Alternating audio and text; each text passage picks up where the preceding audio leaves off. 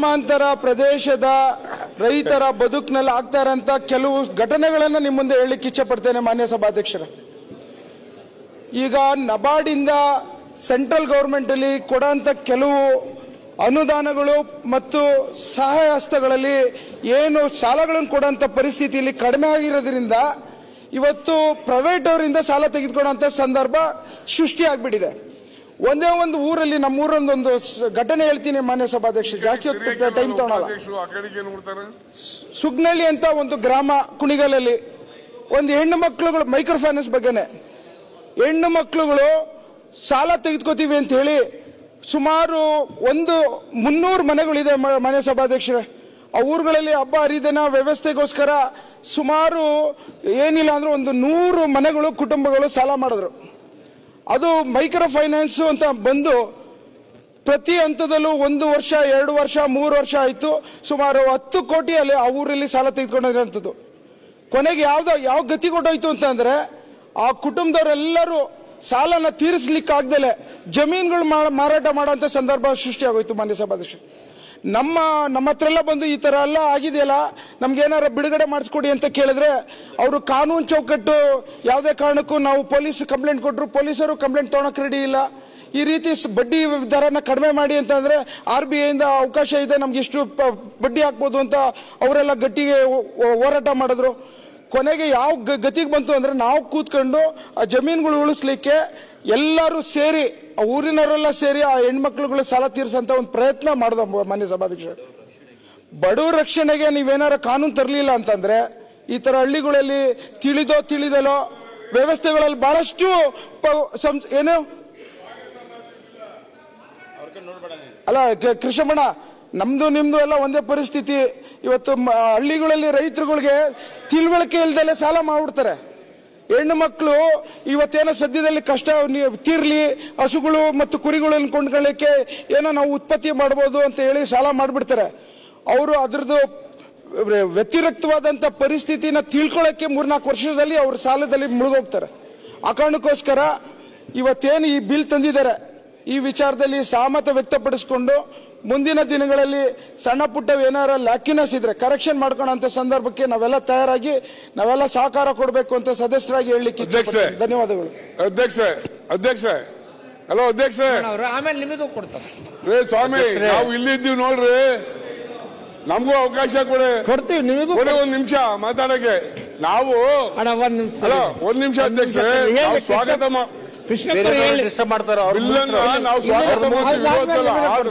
ಆದ್ರೆ ಸಮಸ್ಯೆ ಬಿಲ್ ತಂದಿರೋದು ಬಹಳ ಉತ್ತಮ, ನಾವು ಇದು ಸ್ವಾಗತ ಮಾಡ್ತೀವಿ. ಆದ್ರೆ ಇವೆಲ್ಲ ಏನು ಮೈಕ್ರೋ ಫೈನಾನ್ಸ್ ಇದೆ, ಇವೆಲ್ಲ ಬ್ಲಾಕ್ ಮನಿನ ವೈಟ್ ಮಾಡೋ ಒಂದು ಕುತಂತ್ರ. ಇವೆಲ್ಲವನ್ನು ಸಹ ಎಷ್ಟು ರಾಜ್ಯದಲ್ಲಿ ಮೈಕ್ರೋ ಫೈನಾನ್ಸ್ ಇವೆ, ಇವಕ್ಕೆ ಯಾವ ಇನ್ಕಮ್ ಟ್ಯಾಕ್ಸ್ ಕಟ್ಟೋದಿಲ್ಲ. ಇವರೆಲ್ಲ ಯಾರೋ ಅಧಿಕಾರಿಗಳು ಮತ್ತೊಬ್ಬರು ಮುಗ್ದೊಂದು ಅಲ್ಲಿ ಹಣ ಇನ್ವೆಸ್ಟ್ ಮಾಡಿ ಬ್ಲಾಕ್ ಮನಿನ ಬಡ್ಡಿ ಸಂಪಾದನೆ ಮಾಡ್ತಾ ಒಂದು ದಂಧೆ ಆಗಿದೆ. ನಾನೇನ್ ರಿಕ್ವೆಸ್ಟ್ ಮಾಡ್ತೀನಿ ತಮ್ಮ ಮುಖಾಂತರ ಸರ್ಕಾರಕ್ಕೆ, ಎಲ್ಲಾ ಮೈಕ್ರೋ ಫೈನಾನ್ಸ್ಗೂ ಸಹ ಇನ್ಕಮ್ ಟ್ಯಾಕ್ಸ್ ರೆಫರ್ ಮಾಡಿ. ಇನ್ಕಮ್ ಟ್ಯಾಕ್ಸ್ ರೆಫರ್ ಮಾಡಿದಾಗ ಅವ್ರ ಬಂಡವಾಳ ಈಚೆ ಬರ್ತದೆ. ಯಾರ್ಯಾರು ಬ್ಲಾಕ್ ಮನಿ ಇನ್ವೆಸ್ಟ್ ಮಾಡಿದ್ದಾರೆ, ಯಾರ್ಯಾರು ದುಡ್ಡಿದೆ ಅವೆಲ್ಲ ಈಚೆ ಬರ್ತಾರೆ. ಅದರಿಂದ ದಯಮಾಡಿ ನನ್ನ ರಿಕ್ವೆಸ್ಟ್ ತಮ್ಮ ಮುಖಾಂತರ ಸರ್ಕಾರಕ್ಕೆ ಅವೆಲ್ಲವನ್ನು ಸಹ ಇನ್ಕಮ್ ಟ್ಯಾಕ್ಸ್ ರೆಫರ್ ಮಾಡಬೇಕು ಅಂತ ನನ್ನ ವಿನಂತಿ. ಓಕೆ, ಲಕ್ಷ್ಮಣ ಸರ್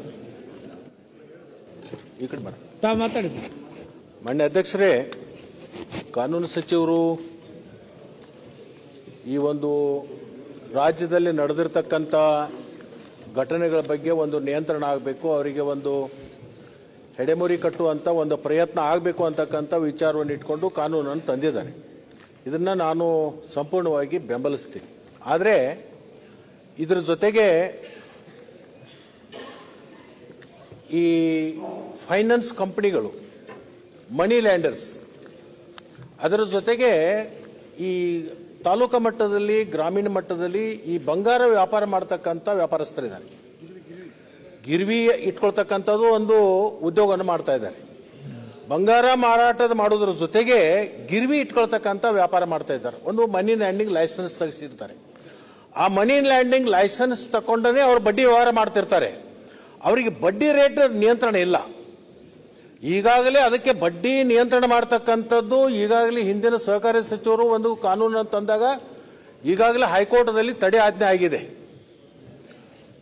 ಕೋಆಪರೇಟಿವ್ ಆಕ್ಟ್ದಲ್ಲಿ 16%ಕ್ಕಿಂತಲೂ ಹೆಚ್ಚು ಬಡ್ಡಿ ಆಕರಣೆ ಮಾಡಬಾರ್ದು ಅಂತಕ್ಕಂಥದ್ದು ಈಗಾಗಲೇ ಇದೆ. ಇವ್ರು ಏನ್ ಮಾಡ್ತಾರಂದ್ರೆ ದಾಖಲೆಗಳನ್ನೇ ಇಡಲ್ಲ. ಯಾವುದೋ ಒಂದು ಬಿಳಿ ಹಾಳಿ ಮೇಲೆ ಬರೆದುಕೊಂಡು ಅವನ ಮೇಲೆ ಸಿಗ್ನೇಚರ್ ಮಾಡಿಕೊಂಡು ಅಲ್ಲಿ ಬಡ್ಡಿ ಆಕರಣೆಗಳನ್ನು ಮಾಡ್ತಿರ್ತಾರೆ. ಆ ಒಂದು ಪುಸ್ತಕದಲ್ಲಿ ಆಗಲಿ ದಾಖಲಾತಿಗಳಲ್ಲಿ ಎಲ್ಲಿನೂ ತೋರಿಸೋದಿಲ್ಲ. ಅನ್ಅಥರೈಸ್ಡ್ ಬಡ್ಡಿ ಆಕರಣೆ ಮಾಡಿ ಅವರಿಗೆ ತೊಂದರೆ ಕೊಡ್ತಕ್ಕಂಥದ್ದಾಗತ್ತೆ. ಅದು ಮನಿ ಲ್ಯಾಂಡಿಂಗ್ ಮಾಡ್ತಕ್ಕಂಥವ್ರು ಮತ್ತು ಈ ಗಿರ್ವಿ ವ್ಯಾಪಾರ ಮಾಡ್ತಕ್ಕಂಥವ್ರದಲ್ಲಿ ಬಹಳಷ್ಟು ನಡೀತಾ ಇದೆ. ಅದಕ್ಕೆ ನನ್ನ ಕಳಕಳಿ ವಿನಂತಿ ಇದೆ, ಆ ಗಿರ್ವಿ ವ್ಯಾಪಾರ ಮಾಡ್ತಕ್ಕಂಥ ಏನು ಗೋಲ್ಡ್ ಪರ್ಚೇಸು ಸೇಲ್ ಮಾಡ್ತಕ್ಕಂಥದ್ದು ಏನಿದಾರಲ್ಲ ಅವರು ಅದನ್ನ ಮಾಡ್ತಕ್ಕಂಥ ಅದ್ರ ಮೇಲೂ ನಿಯಂತ್ರಣ ಮಾಡ್ತಕ್ಕಂಥದ್ದು ಅದು ಒಂದು ಸೇರಿಸ್ಕೋಬೇಕು. ಅದರ ಜೊತೆಗೆ ಮೊನ್ನೆ ತಂದಿದ್ದಾರೆ ಅದನ್ನು ಕೋಆಪರೇಟಿವ್ ಮಿನಿಸ್ಟರ್ ನೆಕ್ಸ್ಟ್ ಬಿಲ್ ಬಂದದ್ದು ನನಗೇನು ಕನಸು ಬೀಳುತ್ತಾ, ಅದ್ರಾಗ ಏನೇನಿದೆ ಅನ್ನೋದು ಕೊಟ್ಟ ಮೇಲೆ ಗೊತ್ತಾಗೋದು. ಇನ್ನೂ ತನಕ ಅಜೆಂಡಾನ ಕೊಟ್ಟಿಲ್ಲ ನಮಗೆ. ಮೊನ್ನೆ ಮಂಡಿಸಿದ ಅಜೆಂಡಾ ಅಲ್ಲಪ್ಪ, ಡಿಟೇಲ್ ಕಾಪಿ ಕೊಟ್ರೆ ಸಿಗೋದಲ್ಲ. ಡಿಟೇಲ್ ಕಾಪಿ ಬಂದ್ರೆ ಓದಕ್ಕಾಗುತ್ತೆ. ಮಂಡಿಸಿದಾರ ಇರ್ಲಿ, ಆಯ್ತು. ಈಗ ಮುಂದೆ ತರ್ತಿದ್ರಂದ್ರೆ ನಮ್ದೇನು ಸಮಾಧಾನ. ಅದರ ಜೊತೆಗೆ ನಾನು ಕಾನೂನು ಸಚಿವರಿಗೆ ವಿನಂತಿ ಮಾಡ್ತೀನಿ, ಈ ಜನರನ್ನ ಅನ್ಅಥರೈಸ್ಡ್ ಮಾಡ್ತಕ್ಕಂಥವ್ರು ಬಲಿಗೆ ಹಾಕೋಗೋಸ್ಕರ ಉದ್ದೇಶ ಇಟ್ಕೊಂಡು ತಂದಿರತಕ್ಕಂಥದ್ದು ಈ ಅರ್ಬನ್ ಬ್ಯಾಂಕ್ಗಳು ಮತ್ತು ನಮ್ಮ ಕ್ರೆಡಿಟ್ ಸೊಸೈಟಿಗಳು ಕೋಆಪರೇಟಿವ್ ಆಕ್ಟ್ದಲ್ಲಿ ಇರ್ತಕ್ಕಂಥ ಈ ಸವಾರ್ಧಗಳು ಇರಬಹುದು, ಇಂಥವಕ್ಕೇನಾದ್ರೂ ದುಷ್ಪರಿಣಾಮ ಆದೀತೇನು ಅಂತ ಹೇಳಿ ಒಂದು ಸ್ವಲ್ಪ ಮರುಪರಿಶೀಲನೆ ಮಾಡ್ತಕ್ಕಂಥದ್ದು ಒಂದು ಇದೆ. ಅದನ್ನು ಸ್ವಲ್ಪ ಆಲೋಚನೆ ಮಾಡಿ. ಯಾರು ನ್ಯಾಯಯುತವಾಗಿ ನಡೀತಕ್ಕಂಥ ಜನ ಇದ್ದಾರೆ, ಯಾರು ಕಾನೂನು ಚೌಕಟ್ಟಿನಲ್ಲಿ ನಡೀತಕ್ಕಂಥ ಸೊಸೈಟಿಗಳಿದಾವೆ, ಇದರಿಂದ ಅವ್ರಿಗೆ ಅಫೆಕ್ಟ್ ಆಗಬಾರ್ದು ಅಷ್ಟೇ. ಅದನ್ನು ಸ್ವಲ್ಪ ಗಮನದಲ್ಲಿ ಇಟ್ಕೊಂಡು ರೂಲ್ಸ್ಗಳನ್ನು ಮಾಡಿ. ಮಾನ್ಯ ಅಧ್ಯಕ್ಷರೇ, ಮಾತಾಡಲಿ. ಸರ್ಕಾರ ಏನು ಕರ್ನಾಟಕ ಕಿರು ಸಾಲ ಮತ್ತು ಸಣ್ಣ ಸಾಲದ ಏನು ವಿಧೇಯಕ ತೆಗೆದುಕೊಂಡು ಬರ್ತಾ ಇದೆ ಅದನ್ನು ನಾನು ಸ್ವಾಗತ ಮಾಡ್ತೇನೆ. ಈ ಮೆನೆಸ್ ಏನೈತೆ, ಇದೇನು ತೊಂದರೆ ಏನೈತೆ, ಹಳ್ಳಿಗಳಲ್ಲಿ ಒಂದು ಟೈಪ್ ಇತ್ತಂದ್ರೆ ಸಿಟಿಗಳಲ್ಲಿ ಈ ಬಡ್ಡಿ ಸಾಲದ ತೊಂದರೆ ಬೇರೆ ಟೈಪ್ ಐತೆ. ಮಾನ್ಯ ಮಂತ್ರಿಗಳಿಗೆ ಗೊತ್ತೈತಿ, ಇದು ಹಳ್ಳಿಯೊಳಗ ಅಥವಾ ಬೇರೆ ಬೇರೆ ರೀತಿಯಿಂದ ವ್ಯಾಪಾರ ಮಾಡಕ್ಕೆ ಸ್ವಲ್ಪ ಜನ ಸಾಲ ತೊಗೊಳ್ತಾರೆ, ಅಥವಾ ಮನಿತನದ ಅಡಚಣೆಗೆ ಸ್ವಲ್ಪ ಜನ ಸಾಲ ತೊಗೊಳ್ತಾರೆ. ಸ್ವಲ್ಪ ಜನ ಈ ಸಾಲದ ಬಲಿಗೆ ಬರೋದು ಅವರು ಇಸ್ಪೀಟ್ ಆಡೋ ಚಟದಿಂದ. ಅಲ್ಲಿ ಇಸ್ಪೀಟ್ ಕ್ಲಬ್ಗಳು ನಡೀತಿರ್ತಾವೆ. ಅಲ್ಲಿ ಯಾವಾಗ ಇಸ್ಪೀಟಿಗೆ ರೊಕ್ಕ ಕಡಿಮೆ ಆಕೈತಿ ಅವಾಗ ಅಲ್ಲೇ ಒಬ್ಬ ಯಾವನ ಇರ್ತಾನ, ಅವನ ಒಂದು 10,000, 20,000, 50,000, ಲಕ್ಷ ರೂಪಾಯಿ ಸಾಲ ಕೊಡ್ತಾನೆ. ಸಾಲ ಕೊಡೋರು ಅವರ ಇಸ್ಪೀಟ್ ಆಡಿಸ್ತಿರ್ತಾರೆ. ಬೇಸಿಕಲಿ ಸಾಲ ಕೊಡೋರೆ ಇಸ್ಪೀಟ್ ಆಡಿಸ್ತಿರ್ತಾರೆ. ಅದಾದ್ಮೇಲೆ ಇನ್ನೊಂದಂತಂದ್ರೆ ಈ ಗಾಂಜಾ, ಈ ಹುಡುಗರು ಏನು ಗಾಂಜಾ ಹೊಡಿತಾರ, ಈ ಗಾಂಜಾ ಹೊಡೋ ಹುಡುಗರಿಗೆ ದುಡ್ಡು ಬೇಕಾಗಿರ್ತದೆ. ಈ ಹುಡುಗರಿಗೆ ಮನ್ಯಾಗ ದುಡ್ಡು ಸಿಗಲಿಲ್ಲ ಅಂತ ಅನ್ಕೊಳ್ಳಿ ಇಂಥವ್ರ ಕಡೆಯಿಂದ ತಗೊಳ್ತಾರೆ. ಇವ್ರು ಏನಾಗ್ತಾರೆ, ಇವ್ರಿಗೆ ಸಾಲದ ತೀರ್ಸಾಕ್ ಆಗುದಿಲ್ಲ ಅಂದಾಗ ಈಗ ಶುರುವಾತಿಗೆ ಸಾಲ ಶುರುವಾತಿಗೆ ಏನ್ ಮಾಡ್ತಾನ, ಅವ 2% ರೇಟ್ಲೆ ಕೊಡ್ತಾನ. ಹೇಳ್ತಾನ, ಇಲ್ಪ ಒಂದು ವಾರದಾಗ ನನಗೆ ರಿಟರ್ನ್ ಮಾಡಬೇಕು ಅಂತ ಹೇಳಿ. ಒಂದು ವಾರದಾಗ ಅವಂಗ ರಿಟರ್ನ್ ಮಾಡಕ್ ಆಗೋದಿಲ್ಲ. ಹೇಳ್ತಾನೆ, ಇಲ್ಲ ನಂದು ವಾರದಾಗ ನೀ ರಿಟರ್ನ್ ಕೊಡ್ತೇನೆ ಅಂತ ಹೇಳಿದ್ದಿ, ನನ್ನ ಫ್ರೆಂಡ್ ಅದಾನ ಅವನ ಕಡೆಯಿಂದ ಕೊಡಿಸ್ತೇನೆ, ನೀ 5% ಸಾಲ ಅವನ ಕಡೆಯಿಂದ ತಗೋ ಅಂತ ಹೇಳ್ತಾನೆ. 5%ದಾಗ ಅವ್ರ ಕಡೆಯಿಂದ ಇವ್ ಸಾಲ ತಗೊಂತಾನೆ. ಹೇಳ್ತಾನೆ, ಇನ್ನು ಒಂದು ವಾರದಾಗ ನೀ ನನಗೆ ವಾಪಸ್ ಕೊಡಬೇಕು ಅಂತ ಹೇಳಿ. ಒಂದು ವಾರದಾಗ ಅವನಿಗೂ ವಾಪಸ್ ಕೊಡಕ್ ಆಗೋದಿಲ್ಲ. ಇನ್ನೊಬ್ಬನ ಕಡೆಯಿಂದ 10% ಸಾಲದಾಗ ಕೊಡಿಸ್ತಾನೆ. ಆಮೇಲೆ 12% ಆಕೈತಿ, 16% ಆಕೈತಿ. ಮಾನ್ಯ ಮಂತ್ರಿಗಳು ಹೇಳ್ತಾ ಇದ್ರು ತಿಂಗಳಿಗೆ 10 ಅಂತೇಳಿ. ತಿಂಗಳಿಗೆ 10 ಅಲ್ಲ, ದಿನಕ್ಕೆ 10%. ದಿನಕ್ಕೆ 10% ಸಾಲ ಸಹಿತ ಆಕೈತಿ. ಇದ್ರಾಗ ಕಂಪ್ಲೀಟ್ಲಿ ಈ ಸಾಲ ಕೊಡೋರು ಯಾರು, ಇದನ್ನ ಸಾಲ ಹರಾಸ್ಮೆಂಟ್ ಮಾಡೋರು ಯಾರು, ಇದು ಸಂಪೂರ್ಣ ಪೊಲೀಸ್ ಡಿಪಾರ್ಟ್ಮೆಂಟಿಗೆ ಗೊತ್ತಿರುವಂತ ವಿಷಯ. ಈ ಸ್ಪೀಡ್ ಕ್ಲಬ್ ಆಡ್ಸೋರು ಸತ್ತೆ ಪೊಲೀಸರಿಗೆ ಗೊತ್ತಿರ್ತೈತಿ, ಈ ಸಾಲ ಬಡ್ಡಿ ಕೊಡೋರು ಸತ್ತೆ ಪೊಲೀಸರಿಗೆ ಗೊತ್ತಿರ್ತೈತಿ, ಈ ಗಾಂಜಾ ಮಾರೋರು ಗಾಂಜಾ ಎಲ್ಲಿ ಮಾರ್ತೈತಿ ಇದು ಪೊಲೀಸರಿಗೆ ಗೊತ್ತಿರ್ತೈತಿ. ನಾನು ನಮ್ಮ ಕ್ಷೇತ್ರದಲ್ಲಿ ಒಂದು 8 ಮಂದಿ ಈ ರೀತಿ ಬಡ್ಡಿ ವ್ಯವಹಾರ ಮಾಡೋರ್ದು ಲಿಸ್ಟ್ ನಾನು ಆಗಿನ ಪೊಲೀಸ್ ಕಮಿಷನರಿಗೆ ಕೊಟ್ಟೆ, ಮಾನ್ಯ ಮಂತ್ರಿಗಳೇ. ಆಮೇಲೆ ನನಗೆ ಗೊತ್ತಾಯ್ತು, ಆ ಪೊಲೀಸ್ ಕಮಿಷನರ್ ಐತಲ್ಲ, ಯಾರ ಸಾಲ ಕೊಡ್ತಿದ್ರಲ್ಲ ಈ ಟೈಪ್ 10%, 15%, ಅವ್ರನ್ನ ಕರೆಸಿ ಅವ್ರ ಕಡೆಯಿಂದ ತಮ್ದು ಹಫ್ತಾ ಶುರು ಮಾಡಿದ್ರು. ತಮ್ಮ ಕೆಳಗಿನ CPIಗಳಿಗೆ ಜೋರ್ ಮಾಡಿದ್ರೆ, ಯಾಕೆ ಇವ್ರ ಬಗ್ಗೆ ನನಗೆ ಹೇಳಿದ್ದಿಲ್ಲ, ನನಗೆ ಅವ್ರ ಕಡೆಯಿಂದ ಇನ್ಕಮ್ ಬರ್ತಿದ್ದಿಲ್ಲ ಅಂತೇಳಿ. ಇದು ಇವತ್ತಿನ ಪರಿಸ್ಥಿತಿ. ಯಾವುದೇ ಸರ್ಕಾರ ಇದ್ರೂ ಕೂಡ ಇದು ಪರಿಸ್ಥಿತಿ ಇದೆ. ಹಂಗಾಗಿ ಈ ಮೆನೆಸ್ ಕಡಿಮೆ ಆಗ್ಬೇಕಂದ್ರೆ, ಈ ತೊಂದರೆ ಕಡಿಮೆ ಆಗ್ಬೇಕಂತಂದ್ರೆ ಕೇವಲ ಇದನ್ನ ಅಷ್ಟೇ ತೊಗೊಂಬಂದ್ರೆ ಒಂದು ಲಾ ತೊಗೊಂಬಂದ್ರೆ ಆಗೋದಿಲ್ಲ. ಇದಕ್ಕೆ ರೂಟ್ ಕಾಸ್ ಏನೈತಿ? ರೂಟ್ ಕಾಸ್ ಐತಲ್ಲ, ಅಲ್ಲಿ ಇಸ್ಪೀಟ್ ಆಡುವಂತ ಕ್ಲಬ್ಗಳು, ಈ ಗಾಂಜಾ ವ್ಯವಹಾರ, ಇವನ್ನೆಲ್ಲ ಕಟ್ ಮಾಡಿದಾಗ ಆಟೋಮೆಟಿಕ್ಲಿ ಇದಕ್ಕೆ ಕಂಟ್ರೋಲಿಗೆ ಬರಾಕ ಸಾಧ್ಯ ಐತಿ. ಹಂಗಾಗಿ ಇದ್ರ ಜೊತೆ ಆ ವಿಷಯ, ಲಾ ಅಂಡ್ ಆರ್ಡರ್ ವಿಷಯ, ಇದನ್ನ ಹೆಂಗ್ ಕಂಟ್ರೋಲ್ ಮಾಡ್ತೀರಿ, ಯಾವ ರೀತಿ ಕಂಟ್ರೋಲ್ ಮಾಡ್ತೀರಿ ನೀವು ನೋಡ್ಬೇಕು. ಈಗ ಕೆಲವು ದಿನಗಳಿಂದ, ಕೆಲವು 6 ತಿಂಗಳು, ವರ್ಷದಾಗ ಇದು ಯಾಕೆ ಅತ್ಯಂತ ದೊಡ್ಡ ಪ್ರಮಾಣದಾಗ ಇದು ಹೆಚ್ಚಾಗೈತಿ. ಇದ್ರ ಮೇಲೆ ಹರಾಸ್ಮೆಂಟು ಹೆಚ್ಚಾಗೈತಿ. ಇದ್ರ ಮೇಲೆ ಡೆತ್ಸ್ ಕೂಡ ಸಾಕಷ್ಟು ಪ್ರಮಾಣದ ಡೆತ್ ಕೂಡ ಆಗಿದಾವ. ಇವು ಯಾಕೆ ಆಗ್ತಾವ ಅಂತಂದ್ರೆ, ಏನ್ ಪೊಲೀಸ್ ಆಫೀಸರ್ಗಳನ್ನ ರೊಕ್ಕ ಕೊಟ್ಟು ಟ್ರಾನ್ಸ್ಫರ್ ಮಾಡ್ತಾರಲ್ಲ, ಅವ್ರಿಗೆ ರೊಕ್ಕ ತಗೊಂಡು ಟ್ರಾನ್ಸ್ಫರ್ ಮಾಡಿದ್ರೆ ಆ ಪೊಲೀಸರು ಯಾರ ಕಡೆಯಿಂದ ರೊಕ್ಕ ವಸೂಲು ಮಾಡಬೇಕು? ಅವ್ರು ಯಾರು ಸುಳ್ಳಿ ದಂಧೆ ಮಾಡ್ತಾರ, ಯಾರು ಇಸ್ಪೀಟ್ ದಂಧೆ ಮಾಡ್ತಾರ, ಯಾರು ಮಟ್ಕಾ ದಂಧೆ ಮಾಡ್ತಾರ, ಯಾರು ಗಂಜಾ ಮಾಡ್ತಾರ, ಇಂಥ ಯಾರ ಕಳ್ಳ ಸರಿ ಮಾಡ್ತಾರ, ಇಂಥ ಯಾರು ಹೊಲಸು ದಂಧೆ ಮಾಡ್ತಾರೆ, ರಿಯಲ್ ಎಸ್ಟೇಟ್ ಮಾಡ್ತಾರೆ, ಇವ್ರ ಕಡೆಯಿಂದನೇ ಪೊಲೀಸರು ವಸೂಲು ಮಾಡಬೇಕು. ಪೊಲೀಸರಿಗೆ ಬೇರೆ ದಾರಿಲ್ಲ. ಹಂಗಾಗಿ ಸಮಾಜಘಾತಕ ಶಕ್ತಿಗಳು ಬೆಳ್ಯಾಕ ಶುರು ಆಗ್ತಾವ. ಅವಾಗ ಪೊಲೀಸರು ಸಮಾಜಘಾತಕ ಶಕ್ತಿಗಳು ಯಾವಾಗ ಒಂದಾಕ್ಕವು, ಅವಾಗ ಕಾಮನ್ ಮ್ಯಾನ್ ಹರಾಸ್ಮೆಂಟ್ ಶುರು ಆಗ್ತೈತಿ. ಅವ್ರು ಏನ್ ಮಾಡ್ಬೇಕು? ಸುಸೈಡ್ ಮಾಡ್ಕೋಬೇಕು. ಯಾರ ಕಡೆ ಹೋಗ್ಬೇಕು? ಸುಸೈಡ್ ಮಾಡ್ಕೊಳ್ಳೋ ಶುರು ಆಗ್ತದೆ. ಹಂಗಾಗಿ ಇದು ಟೋಟಲ್ ಐತಲ್ಲ, ಇದಕ್ಕೆ ಮೂಲ ಕಾರಣ ಅಂತಂದ್ರೆ ಈ ನಮ್ಮ ಪೊಲೀಸ್ ಡಿಪಾರ್ಟ್ಮೆಂಟ್ದಲ್ಲಿ ಏನು ಟ್ರಾನ್ಸ್ಫರ್ಸ್ ದುಡ್ಡು ತೊಗೊಂಡು ಏನು ಟ್ರಾನ್ಸ್ಫರ್ ಆಗ್ತಾವಲ್ಲ, ಅದರಿಂದ ಇದೆಲ್ಲ ಶುರು ಆಗ್ತೈತಿ. ಹಂಗಾಗಿ ಇದನ್ನ ಸಂಪೂರ್ಣವಾಗಿ ಇದೇ ಸರ್ಕಾರಲ್ಲಿ, ಎಲ್ಲ ಸರ್ಕಾರ ಇದ್ದಾಗೂ ಇದ್ದಿದ್ದು. ಆದ್ರೆ ಇದನ್ನ ಎಲ್ಲಿ ತನಕ ಇದು ಅಡ್ರೆಸ್ ಆಗೋದಿಲ್ಲ, ಅಲ್ಲಿ ತನಕ ಕೇವಲ ಕಾನೂನು ತಗೊಂಡ್ಬರೋದ್ರಿಂದ ಸ್ವಲ್ಪ ಮೇಲೆ ಎಲ್ಲಿ ಕೆರದಲ್ಲೇ ತುರಿಸ್ಕೊಳ್ಳೋದಕ್ಕೆ ಹೊರತು ನಿಜವಾದ ಸೊಲ್ಯೂಷನ್ ಆಗುದಿಲ್ಲ. ಇದನ್ನ ಸಂಪೂರ್ಣ ಸೊಲ್ಯೂಷನ್ ಬಗ್ಗೆ ತಾವು ವಿಚಾರ ಮಾಡ್ರಿ ಅಂತ ನಾವು ವಿನಂತಿ ಮಾಡ್ಕೊಂತೀವಿ. ಅಧ್ಯಕ್ಷರೇ, ಇವತ್ತು ಒಂದು ಒಳ್ಳೆ ಬಿಲ್ ಅನ್ನ ತಂದಿದ್ದಾರೆ ಕಾನೂನು ಮಂತ್ರಿಗಳು ಮತ್ತೆ ಸಹಕಾರ ಮಂತ್ರಿಗಳು ಕೂಡ. ಇದು ಈ ಒಂದು ದೊಡ್ಡ ದಂಧೆ ಇದು, ಇವತ್ತೇನು ಹೊಸದಲ್ಲ ಅಧ್ಯಕ್ಷರೇ. ಮೊದಲಿಂದ ಯಾವುದೇ ಸರ್ಕಾರ ಇದ್ರೂ ಕೂಡ ಈ ದಂಧೆಗಳು ಅತಿ ಹೆಚ್ಚಿಗೆ ಗ್ರಾಮಾಂತರ ಪ್ರದೇಶದಲ್ಲಿ ಹೆಚ್ಚಿಗೆ ಆಗ್ತಾ ಇದೆ. ಅದು ಡೈಲಿ ಕಲೆಕ್ಷನ್ ಇದು. ಪ್ರತಿ ದಿವಸ ಸಾಲ ಕೊಡೋದು, ಬೆಳಗ್ಗೆ ಸಾಲ ಕೊಡೋದು, ಸಂಜೆ ಕಲೆಕ್ಷನ್ ಮಾಡೋದು, 10 ರೂಪಾಯಿ ಬಡ್ಡಿವರೆಗೂ ಹೋಗ್ತದೆ. ಅದು ಇದೊಂದು ಬದಲಾವಣೆ ಬೇಕಾಗಿತ್ತು. ಒಂದು ಒಳ್ಳೆ ಕಾನೂನು ತಂದಿದ್ದಾರೆ. ಇದನ್ನೆಲ್ಲ ಕಂಟ್ರೋಲ್ ಮಾಡೋದ್ರ ಜೊತೆಗೆ ಸಹಕಾರ ಮಂತ್ರಿಗಳಿಗೆ ಗೊತ್ತಿರದೇ ಇರುವಂತದ್ದು ಏನೂ ಇಲ್ಲ. ನಮ್ಮ ಕೋಆಪರೇಟಿವ್ ಸೊಸೈಟಿಗಳ ಕಡೆಯಿಂದ ರೈತರಿಗೆ ಮತ್ತೆ ಮಹಿಳಾ ಸಂಘಗಳಿಗೆ ಮತ್ತೆ ಬೀದಿ ಬದಿ ವ್ಯಾಪಾರಸ್ಥರಿಗೆ ಸಾಲ ಕೊಡಂತ ಯೋಜನೆ ಕಾರ್ಯಕ್ರಮ ಕೊಟ್ಟಿದ್ದಾರೆ. ಅದನ್ನ ಇನ್ನೂ ಹೆಚ್ಚಿಗೆ ಕೊಡಂತವ್ದು ಮಾಡಿದಾಗ ಇಂಥವು ಕಂಟ್ರೋಲ್ ಆಗ್ತದೆ. ರೈತನಿಗೆ, ಒಬ್ಬ ಬಡವನಿಗೆ ದುಡ್ಡು ಬೇಕಾಗ್ತದೆ. ಯಾವುದೋ ಒಂದು ರೀತಿ ಅವನು ಬಿಸ್ನೆಸ್ ಮಾಡೋದಕ್ಕೆ, ಅವನು ಬದುಕೋದಕ್ಕೆ ದುಡ್ಡು ಬೇಕಾಗ್ತದೆ. ಇದು ಸಿಕ್ಕದೇ ಇದ್ದಾಗ ಇವನು ಹೋಗ್ತಾನೆ, ಇನ್ನೊಂದು ಕಡೆ ಹೋಗ್ತಾನೆ, 10 ರೂಪಾಯಿ ಸಹ ಬಡ್ಡಿ ಕೊಡ್ತಾನೆ, ಇಲ್ಲ ಇನ್ನು ಎಷ್ಟು ಬಡ್ಡಿ ಕೇಳ್ತಾರೋ ಅಷ್ಟು ಬಡ್ಡಿ ಕೊಟ್ಟು ದುಡ್ಡು ತಗೊಂಡು ಏನಾದರೂ ಮಾಡಬೇಕು ಅಂತ ಹೋದಾಗ ಅವನು ಸಿಕ್ಕಾಕೊಂಡ್ಬಿಡ್ತಾನೆ. ಅದರಿಂದ ಈಗಾಗಲೇ ನಮಗೆ ಕೋಆಪರೇಟಿವ್ ಸೊಸೈಟಿಗಳ ಕಡೆಯಿಂದ ರೈತರಿಗೆ, ಮಹಿಳೆಯರಿಗೆ ಸಾಲ ಕೊಡುವಂಥದ್ದು, ಬಡ್ಡಿ ರಹಿತ ಸಾಲ. ವಿಶೇಷವಾಗಿ ನಮ್ಮ ಇಂದಿನ ಮುಖ್ಯಮಂತ್ರಿ ಸಿದ್ದರಾಮಯ್ಯ ಅವರು ಮುಖ್ಯಮಂತ್ರಿಗಳಾಗಿದ್ದಾಗ ಬಡ್ಡಿ ರಹಿತ ಸಾಲ 5 ಲಕ್ಷವರೆಗೂ ಮಹಿಳಾ ಸಂಘಗಳು ಕೊಟ್ಟಿದ್ದಿರಬಹುದು. ಮತ್ತೆ ರೈತರಿಗೆ 3 ಲಕ್ಷವರೆಗೂ ಬಡ್ಡಿ ರಹಿತ ಸಾಲವನ್ನು ಕೊಡುವಂತ ಯೋಜನೆ ಕಾರ್ಯಕ್ರಮ ಕೊಟ್ಟಿದ್ದಿರಬಹುದು.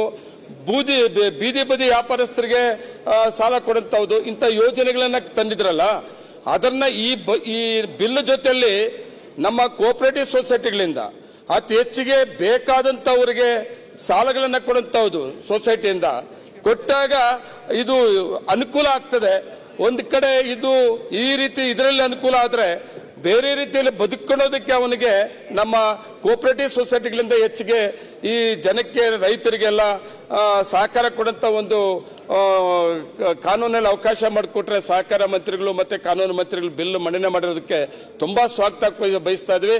ಇದು ಕೂಡ ನನ್ನ ಅನಿಸಿಕೆನ ನಿಮ್ಮ ಮುಂದೆ ಅಧ್ಯಕ್ಷ ಮುಖಾಂತರ ಕಾನೂನು ಮಂತ್ರಿಗಳು ಮತ್ತೆ ಸಹಕಾರ ಮಂತ್ರಿಗಳಿಗೆ ಗಮನ ತರ್ತಾ ಇದ್ದೇನೆ. ಅಧ್ಯಕ್ಷರೇ, ನಮಸ್ಕಾರ. ಸಿದ್ದು ಸೌದಿ.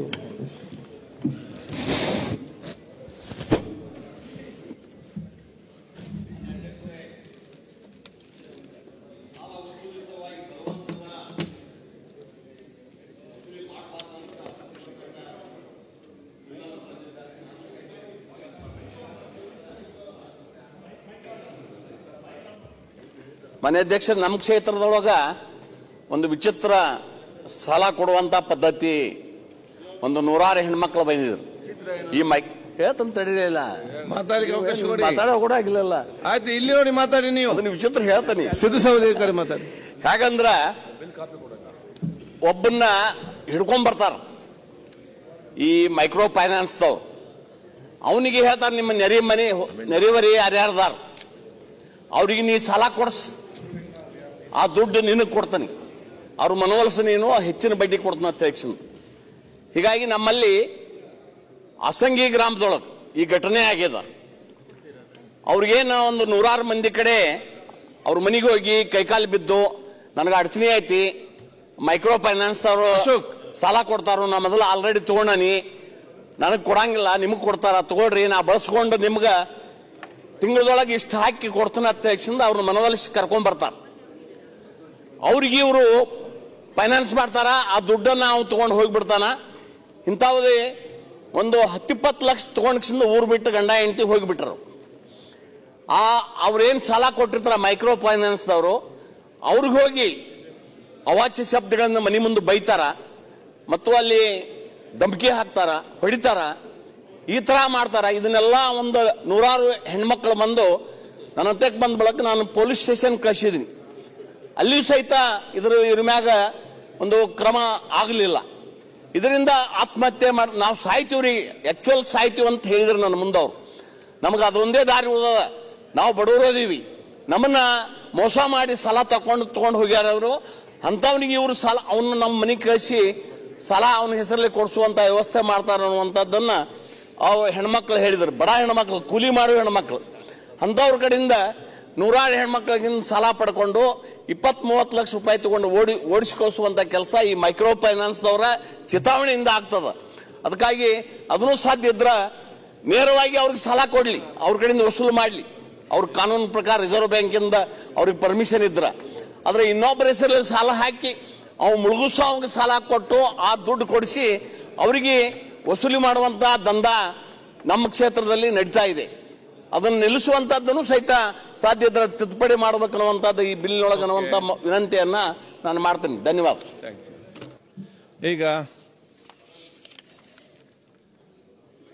ಈಗ ವಿಧೇಯಕವನ್ನು ಖಂಡವಾಗಿ ಮತಕ್ಕೆ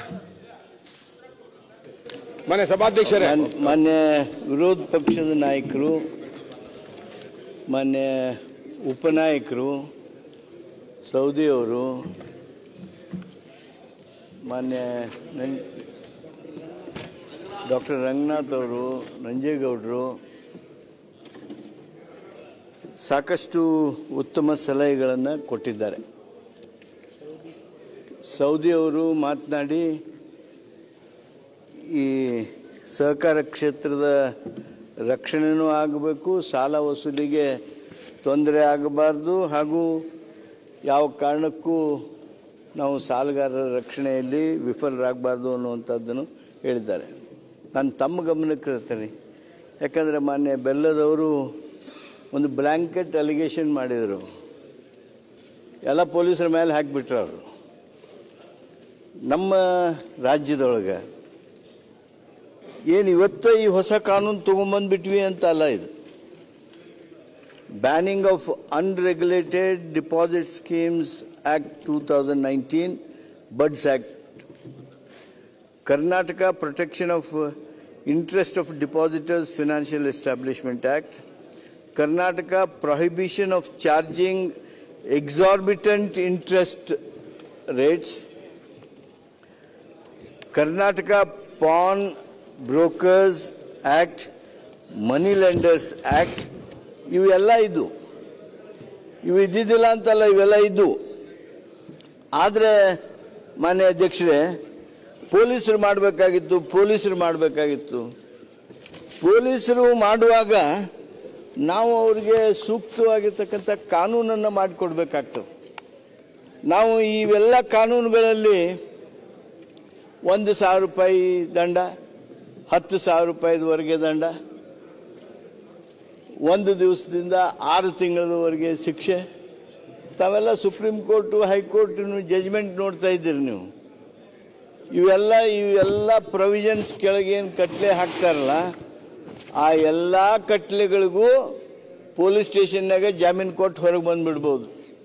ನೀವು ಎಷ್ಟೇ ದೊಡ್ಡವ್ರು ಇರ್ರಿ, ಅವ ಅಗ್ನಿ ಭಾರಿ ದೊಡ್ಡ ಅನಾಹುತನ ಮಾಡ್ಯಾನ ಅಂಥೇಳಿ ನೀವು ಫೋನ್ ಮಾಡಿ ಹೇಳಿದ್ರು ಸಹಿತ ಅವನು ಪೊಲೀಸ್ ಸ್ಟೇಷನ್ಯಾಗ ಹೋದ ಅಂದ್ರೆ ಒಂದು ಕಾಯ್ದೆ ಪುಸ್ತಕ ಹಿಡ್ಕೊಂಡು ಹೋದ್ರೆ, ಆ ಜಜ್ಮೆಂಟ್ ಹಿಡ್ಕೊಂಡು ಹೋದ್ರೆ ಮುಗೀತು, ಅವ ವಾಪಸ್ಸು ಬಂದೇ ಬಿಡ್ತಾನೆ. ಆ ರೀತಿಯಾಗಿರ್ತಕ್ಕಂಥ ಲೂಸ್ ಕಾನೂನುಗಳು ಆಗ್ಬಿಟ್ಟಿದ್ದು. ನಮ್ಮ ಕಾನೂನು ಒಳ್ಳೆಯವಿದ್ದು. ಇತ್ತೀಚಿನ high court judgement, supreme court judgement, ಈ ಎಲ್ಲ ಕಾರಣಕ್ಕೆ ಇವ್ರು ಯಾರಿಗೂ ಪೊಲೀಸರು ಒಂದು ತಾಸು ಸಹಿತ ಕುಂಡಿಸ್ಕೊಳ್ಳುವಂಥದ್ದು ಸಾಧ್ಯ ಇರಲಿಲ್ಲ, ಕಟ್ಲೆ ಮಾಡುವಂಥದ್ದು ಸಾಧ್ಯ ಇರಲಿಲ್ಲ. ಅದಕ್ಕೆ ಈಗ ನಾವು ಇದನ್ನು 10 ವರ್ಷದವರೆಗೆ ಶಿಕ್ಷೆ ಆಗಬೇಕು, 5 ಲಕ್ಷದವರೆಗೆ ದಂಡ ಹಾಕ್ಬೋದು ಅನ್ನೋದನ್ನು ಇವತ್ತು ನಿಮ್ಮ ಮುಖಾಂತರ ಈ ಕಾನೂನನ್ನು ಮಾಡಿಸ್ತಾ ಇದ್ದೀವಿ. ಆಮೇಲೆ ಇದೆಲ್ಲ ಯಾಕೆ ನಡೀತೈತಿ? ನಾ ಹೇಳಿದೆ ನಿಮಗೆ ಮೊದಲೇ, ಬೆಲ್ಲದವರು ಗಂಭೀರವಾಗಿ ಗಮನಿಸಲಿಲ್ಲ ಅದನ್ನ.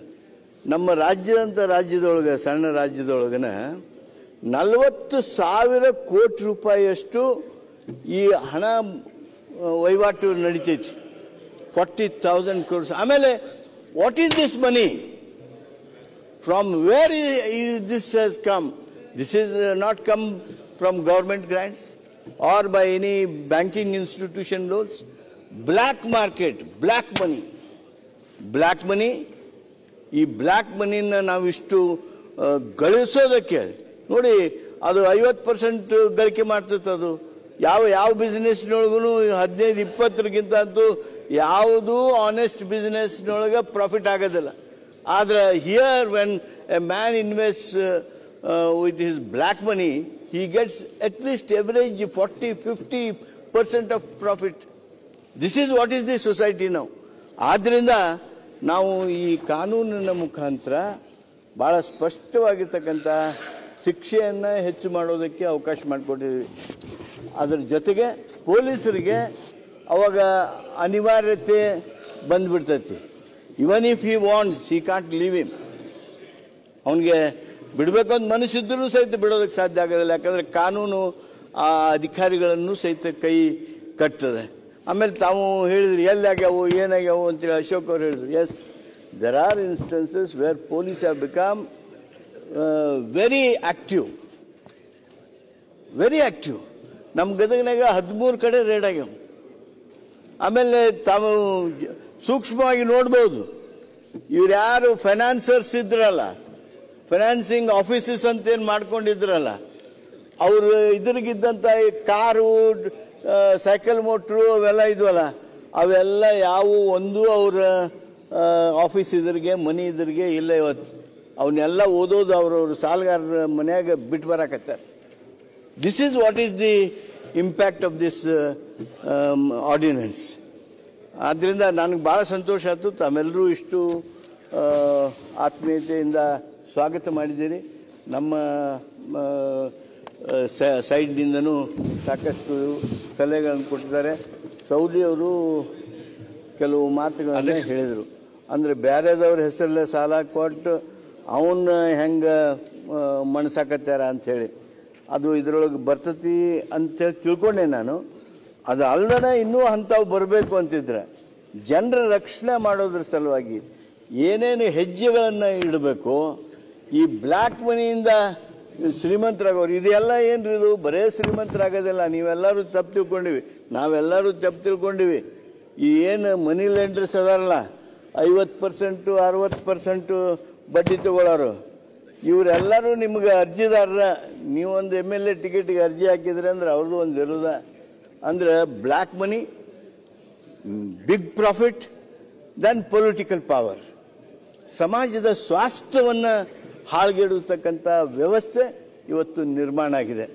ಆ ಹಿನ್ನೆಲೆಯೊಳಗೆ ಬಂಧುಗಳೇ, ನಾನು ನಿಮಗೆ ಮತ್ತೊಮ್ಮೆ ಪ್ರಾರ್ಥನೆ ಮಾಡ್ತೀನಿ, ಇದನ್ನು ತಾವು ಒಪ್ಪಿಕೊಂಡು ಇದಕ್ಕೆ ಒಂದು ಅಮೆಂಡ್ಮೆಂಟನ್ನು ನಮ್ಮ ಸಹಕಾರ ಸಚಿವರು ಸೂಚನೆ ಮಾಡಿದ್ದಾರೆ. ಆ ಅಮೆಂಡ್ಮೆಂಟ್ ಏನು ಹೇಳುತ್ತೆ ಅಂತಂದರೆ, nothing in this act shall be applicable to legal registered and regulated bodies like banks, including small finance banks, local area banks, regional rural banks, and business correspondents of banks regulated by RBI all cooperative banks and all cooperative societies registered under Cooperative Societies Act 1959 and all Savarda societies registered under Karnataka Savarda Sahakari Act, Karnataka Act 17 of 2000, and all non-banking financial companies and housing corporations registered with RBI. ಈ ಒಂದು ತಿದ್ದುಪಡಿಯನ್ನು ನಾವು ಇದರಲ್ಲಿ ಸೇರಿಸ್ತಾ ಇದ್ದೀವಿ. ಈ ತಿದ್ದುಪಡಿಯೊಂದಿಗೆ ಈ ಮಸೂದೆಯನ್ನು ಅಂಗೀಕಾರ ಮಾಡಬೇಕು ಅಂತ ಹೇಳಿ ಅಧ್ಯಕ್ಷರು ತಮ್ಮ ಮುಖಾಂತರ ಕೇಳ್ತೇನೆ. ಈಗ ವಿಧೇಯಕವನ್ನು ಖಂಡವಾಗಿ ಮತಕ್ಕೆ ಹಾಕುತ್ತೇನೆ. 2 ರಿಂದ 19 ಒಂದು ಸಲಹೆ ಕೊಡ್ತೀನಿ ಮಾನ್ಯ ಸಚಿವರೇ. ಈಗೇನ್ ಮೈಕ್ರೋ ಫೈನಾನ್ಸ್ ಅವ್ರು ಏನ್ ಮಾಡ್ತಾರ, ಮಹಿಳಾ ಸಂಘಗಳಿಗೆ 11 ಮಂದಿ ಮೆಂಬರ್ಗಳು ಹಿಡಿದು 50,000 ರೂಪಾಯಿ ಕೊಡ್ತಾರ. ಒಬ್ಬರ ತುಂಬಲಿಲ್ಲ ಅಂದ್ರ ಆ 10 ಮಂದಿ ಬಂದು ಅವ್ರ ಮನಿ ಮುಂದೆ ಕೂಡ್ಬೇಕು. ಆಯ್ತು, ಈಗ ಏನ್ ಮಾಡ್ಬೇಕು ಸಲಹೆ? ಆ 10 ಮಂದಿ ಕಿರುಕುಳ ಕೊಡ್ತಾರ. ಅವು ಸಲಹೆ ಏನ್ ಕೊಡಿ. ಈಗ ಅದೇ ಅದನ್ನಕ್ಕೂ ಒಂದು ಏನ್ ಸಾಧ್ಯ ಇದ್ರೆ ಅದು ಕಡಿಬಂಧನ ಹಾಕ್ರಿ. ಅವರು ವಸೂಲು ಮಾಡ್ಲಿ, ಬೇಕಾದ್ರೆ ಕೋರ್ಟಿಗೆ ಹೋಗ್ಲಿ. ಅದ್ರ 10 ಮಂದಿ ಹೆಣ್ಮಕ್ಳು ತಂದು ಅವ್ರ ಮನಿ ಮಂದಿ ಕುಣಿಸೋದು ಬೇಡ. ಈಗ ವಿಧೇಯಕವನ್ನು ಖಂಡವಾಗಿ ಮತಕ್ಕೆ ಹಾಕುತ್ತೇನೆ. 2 ರಿಂದ 19 ಖಂಡಗಳು ವಿಧೇಯಕದ ಅಂಗವಾಗಿರಬೇಕೆಂದು ಸಭೆಯ ಮುಂದಿರುವ ವಿಷಯ. ಪ್ರಸ್ತಾವದ ಪರವಾಗಿರು ಹೌದು ಎಂದು ಸೂಚಿಸಬೇಕು. ಪ್ರಸ್ತಾವದ ವಿರೋಧವಾಗಿರು ಇಲ್ಲ ಎಂದು ಸೂಚಿಸಬೇಕು. ಪ್ರಸ್ತಾವ ಹೌದು ಪರವಾಗಿದೆ ಎಂದು ಭಾವಿಸುತ್ತೇನೆ. ಪ್ರಸ್ತಾವ ಹೌದು ಪರವಾಗಿದೆ. ಪ್ರಸ್ತಾವಕ್ಕೆ ಒಪ್ಪಿಗೆ ದೊರಕಿದೆ. 2 ರಿಂದ 19 ಖಂಡಗಳು ವಿಧೇಯಕದ ಅಂಗವಾದವು. 1ನೇ ಖಂಡ ಹೆಸರು ಮತ್ತು ಅವತರಣಿಕೆ ತಿದ್ದುಪಡಿಗಳೊಂದಿಗೆ ವಿಧೇಯಕದ ಭಾಗವಾಗಬೇಕೆಂಬುದು ಸಭೆಯ ಮುಂದಿರುವ ವಿಷಯ. ಪ್ರಸ್ತಾವದ ಪರವಾಗಿರು ಹೌದು ಎಂದು ಸೂಚಿಸಬೇಕು. ಪ್ರಸ್ತಾವದ ವಿರೋಧವಾಗಿರು ಇಲ್ಲ ಎಂದು ಸೂಚಿಸಬೇಕು. ಪ್ರಸ್ತಾವವು ಹೌದು ಪರವಾಗಿದೆ ಎಂದು ಭಾವಿಸುತ್ತೇನೆ. ಪ್ರಸ್ತಾವ ಹೌದು ಪರವಾಗಿದೆ. ಪ್ರಸ್ತಾವ ಅಂಗೀಕರಿಸಲ್ಪಟ್ಟಿದೆ.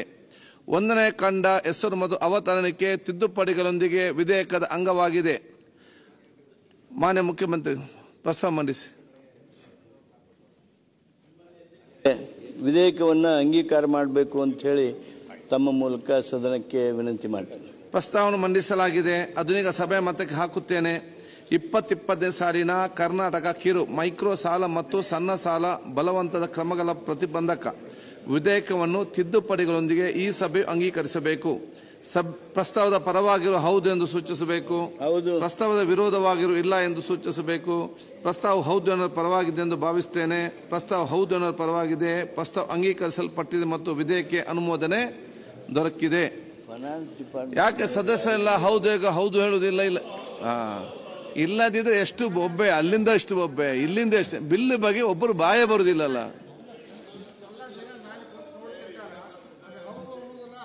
ಪರವಾಗಿದೆ ಅಂತ ನೀವು ಹೇಳ್ತೀರಿ. ಅಟ್ಲೀಸ್ಟ್ ಹೌದನ್ನ ಕಡೆ ಕಲಿಸ್ರಿ. ಮ್ಯಾಲ ಇಷ್ಟು ಜನ ಕುಂತ ನೋಡ್ತಿರ್ತಾರ. ಅಷ್ಟು ಮಾತ್ರ. ಆಕ್ಚುಲಿ ನೀವು ಬಿಲ್ ಬಗ್ಗೆ ಚರ್ಚೆ ಮಾಡಿದ್ರೆ ಆಸಕ್ತಿ ವಹಿಸಬೇಕು. ಯಾರು ಸಬ್ಜೆಕ್ಟೇ ಇಲ್ಲ. ಬೇರೆ ಏನಾದ್ರು ಒಂದು ಪೇಪರ್ ಹಿಡ್ಕೊಂಡು ಸಬ್ಜೆಕ್ಟ್ ತಕೊಂಡ್ರೆ ಇಲ್ಲಿ ಇಬ್ಬರು ಯುದ್ಧ ಎಷ್ಟು, ಆ ಕಡೆ ಚರ್ಚೆ ಎಷ್ಟು, ಏನಾದ್ರೆ ಚರ್ಚೆ ಏನು, ಸಲಹೆ ಸೂಚನೆ ಎಷ್ಟು. ಬೊಬ್ಬೆಗೆ ಯುದ್ಧಕ್ಕೆ ಬರುವ ರೀತಿ ಬರ್ತೀರಿ. ಈಗ ಬಿಲ್ಲಿಗೆ ವಿಷಯವೇ ಇಲ್ಲ, ಹೋಗ್ಲಿ ಏನ್ ಬೇಕಾದ್ರೆ ಆಗ್ಲಿ ಅಂತೀರಿ. ಬಿಲ್ ಬಗ್ಗೆ ಆಸಕ್ತಿ ಕೊಡಿ. ಈಗ 2ನೇ ಬಿಲ್ ಪರ್ಯಾಲೋಚನೆ ಪ್ರಸ್ತಾವನೆ ಸಭೆಗೆ ಕರ್ನಾಟಕ ಗಿರವಿದಾರರ ತಿದ್ದುಪಡಿ ವಿಧೇಯಕವನ್ನು. ಸನ್ಮಾನ್ಯ ಸಭಾಧ್ಯಕ್ಷರೇ, 2025ನೇ ಸಾಲಿನ ಕರ್ನಾಟಕ ಗಿರವಿದಾರರ ತಿದ್ದುಪಡಿ ವಿಧೇಯಕವನ್ನು ಪರ್ಯಾಲೋಚಿಸಬೇಕೆಂದು ಸೂಚಿಸುತ್ತೇನೆ. ಓಕೆ. ಪರ್ಯಾಲೋಚನೆ ಪ್ರಸ್ತಾವನೆಯ ಸಭೆಗೆ ಮತಕ್ಕೆ ಹಾಕುತ್ತೇನೆ. 2020 ಸಾಲಿನ ಕರ್ನಾಟಕ ಗಿರವಿದಾರರ ತಿದ್ದುಪಡಿ ವಿಧೇಯಕವನ್ನು ಪರ್ಯಾಲೋಚಿಸುತ್ತೆ ಎಂಬ ವಿಷಯವು ಸಭೆಯ ಮುಂದೆ ಇದೆ. ಪ್ರಸ್ತಾವದ ಪರವಾಗಿರು ಹೌದು ಎಂದು ಸೂಚಿಸಬೇಕು. ಪ್ರಸ್ತಾವದ ವಿರೋಧವಾಗಿರು ಇಲ್ಲ ಎಂದು ಸೂಚಿಸಬೇಕು. ಪ್ರಸ್ತಾವ ಹೌದು ಪರವಾಗಿದೆ ಎಂದು ಭಾವಿಸುತ್ತೇನೆ. ಪ್ರಸ್ತಾವ ಹೌದು ಪರವಾಗಿದೆ. ಪ್ರಸ್ತಾವಕ್ಕೆ ಅನುಮೋದನೆ ದೊರಕಿದೆ. ಮಾನ್ಯ ಸಚಿವರು ವಿವರಣೆ ನೀಡಿ. ಸನ್ಮಾನ್ಯ ಸಚಿವರೇ, ಅಧ್ಯಕ್ಷರೇ, ಲೈಸೆನ್ಸ್ ಯುಕ್ತ ಗಿರವಿದಾರ ಮತ್ತು ಲೈಸೆನ್ಸ್ ರಹಿತ ಗಿರವಿದಾರರು ನೀಡುವ ದುಬಾರಿ ಬಡ್ಡಿ ದರಗಳ ಅನುಚಿತ ತೊಂದರೆ ಮತ್ತು ಬಲವಂತದ ವಸೂಲಾತಿ ವಿಧಾನಗಳಿಂದ ಆರ್ಥಿಕವಾಗಿ ದುರ್ಬಲ ವರ್ಗಗಳು ಮತ್ತು ವ್ಯಕ್ತಿಗಳನ್ನು ರಕ್ಷಿಸುವುದಕ್ಕಾಗಿ ಕರ್ನಾಟಕ ಗಿರವಿದಾರ ಅಧಿನಿಯಮ 1961 ಮತ್ತು 62 ಕರ್ನಾಟಕ ಅಧಿನಿಯಮ 13 ತಿದ್ದುಪಡಿ ಮಾಡುವ ಅವಶ್ಯಕತೆ ಎಂದು ನಮ್ಮ ಮುಂದೆ ಮಂಡಿಸಿದ್ದಾರೆ ಸದನದಲ್ಲಿ. ಅಧ್ಯಕ್ಷರೇ, ಈಗಾಗಲೇ ಮೈಕ್ರೋ ಫೈನಾನ್ಸ್ ಬಿಲ್ ಅಲ್ಲಿ ಏನೆಲ್ಲ ಎಕ್ಸ್ಪ್ಲನೇಷನ್ ಕೊಟ್ಟಿದ್ದಾರೆ, ಅದರ ಅನ್ವಯ ನಮ್ಮಲ್ಲಿ ಕೆಲವು ಏನು ಎಕ್ಸಿಸ್ಟಿಂಗ್ ಆಕ್ಟ್ ಏನಿತ್ತು ಆಕ್ಟ್ ಅಲ್ಲಿ ಕೆಲವು ಆ ಒಂದು ರೀತಿನಲ್ಲಿ ಈ ಮೊದಲು ಲೈಸೆನ್ಸ್ ಅವಧಿನ ನಾವು 5 ವರ್ಷಕ್ಕೆ ಅಂತೇಳಿ ಸೌದಿ ಕಾಲದಲ್ಲೇ ಮಾಡಿದ್ರು. 1 ವರ್ಷ ಇದ್ದಿದ್ದು 5 ವರ್ಷ ಅಂತೇಳಿ ಅದನ್ನ ನಾವು 2 ವರ್ಷಕ್ಕೆ ಅಂತೇಳಿ ತಿದ್ದುಪಡಿ ಮಾಡಿರ್ತಕ್ಕಂಥದ್ದು. ಮತ್ತೆ ಅಪರಾಧಗಳಿಗೆ ಶಿಕ್ಷೆ ಮೊದಲು ಒರಿಜಿನಲ್ ಆಕ್ಟ್ ಅಲ್ಲಿ 500 ರೂಪಾಯಿ ಇತ್ತು, ಅದನ್ನ ನಾವು 5 ಲಕ್ಷಕ್ಕೆ ಏನು ಮೈಕ್ರೋ ಫೈನಾನ್ಸ್ ಆಕ್ಟ್ ಅಲ್ಲಿ ಏನದನ್ನ ಅಮೆಂಡ್ಮೆಂಟ್ ತಂದಿದ್ದಾರೆ ಆನ್ ಪಾರ್ ವಿತ್ ದಟ್ ಆಕ್ಟ್ ನಾವು ಕೂಡ ಕೆಲವು ಅಮೆಂಡ್ಮೆಂಟ್ ಗಳನ್ನ ತಂದಿರತಕ್ಕಂಥದ್ದು. ಹಾಗೇನೆ ಅವರಿಗೆ ಶಿಕ್ಷೆ ಅವಧಿ 6 ತಿಂಗಳಿತ್ತು ಒರಿಜಿನಲ್ ಆಕ್ಟ್ ಅಲ್ಲಿ, ಈಗ ಅಮೆಂಡ್ಮೆಂಟ್ ಮಾಡಿ 10 ವರ್ಷ.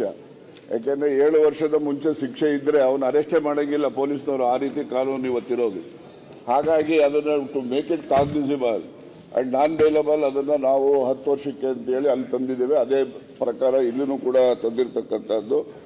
ಆಮೇಲಿಂದ ಶಿಕ್ಷೆ ವಿಚಾರದಲ್ಲಿ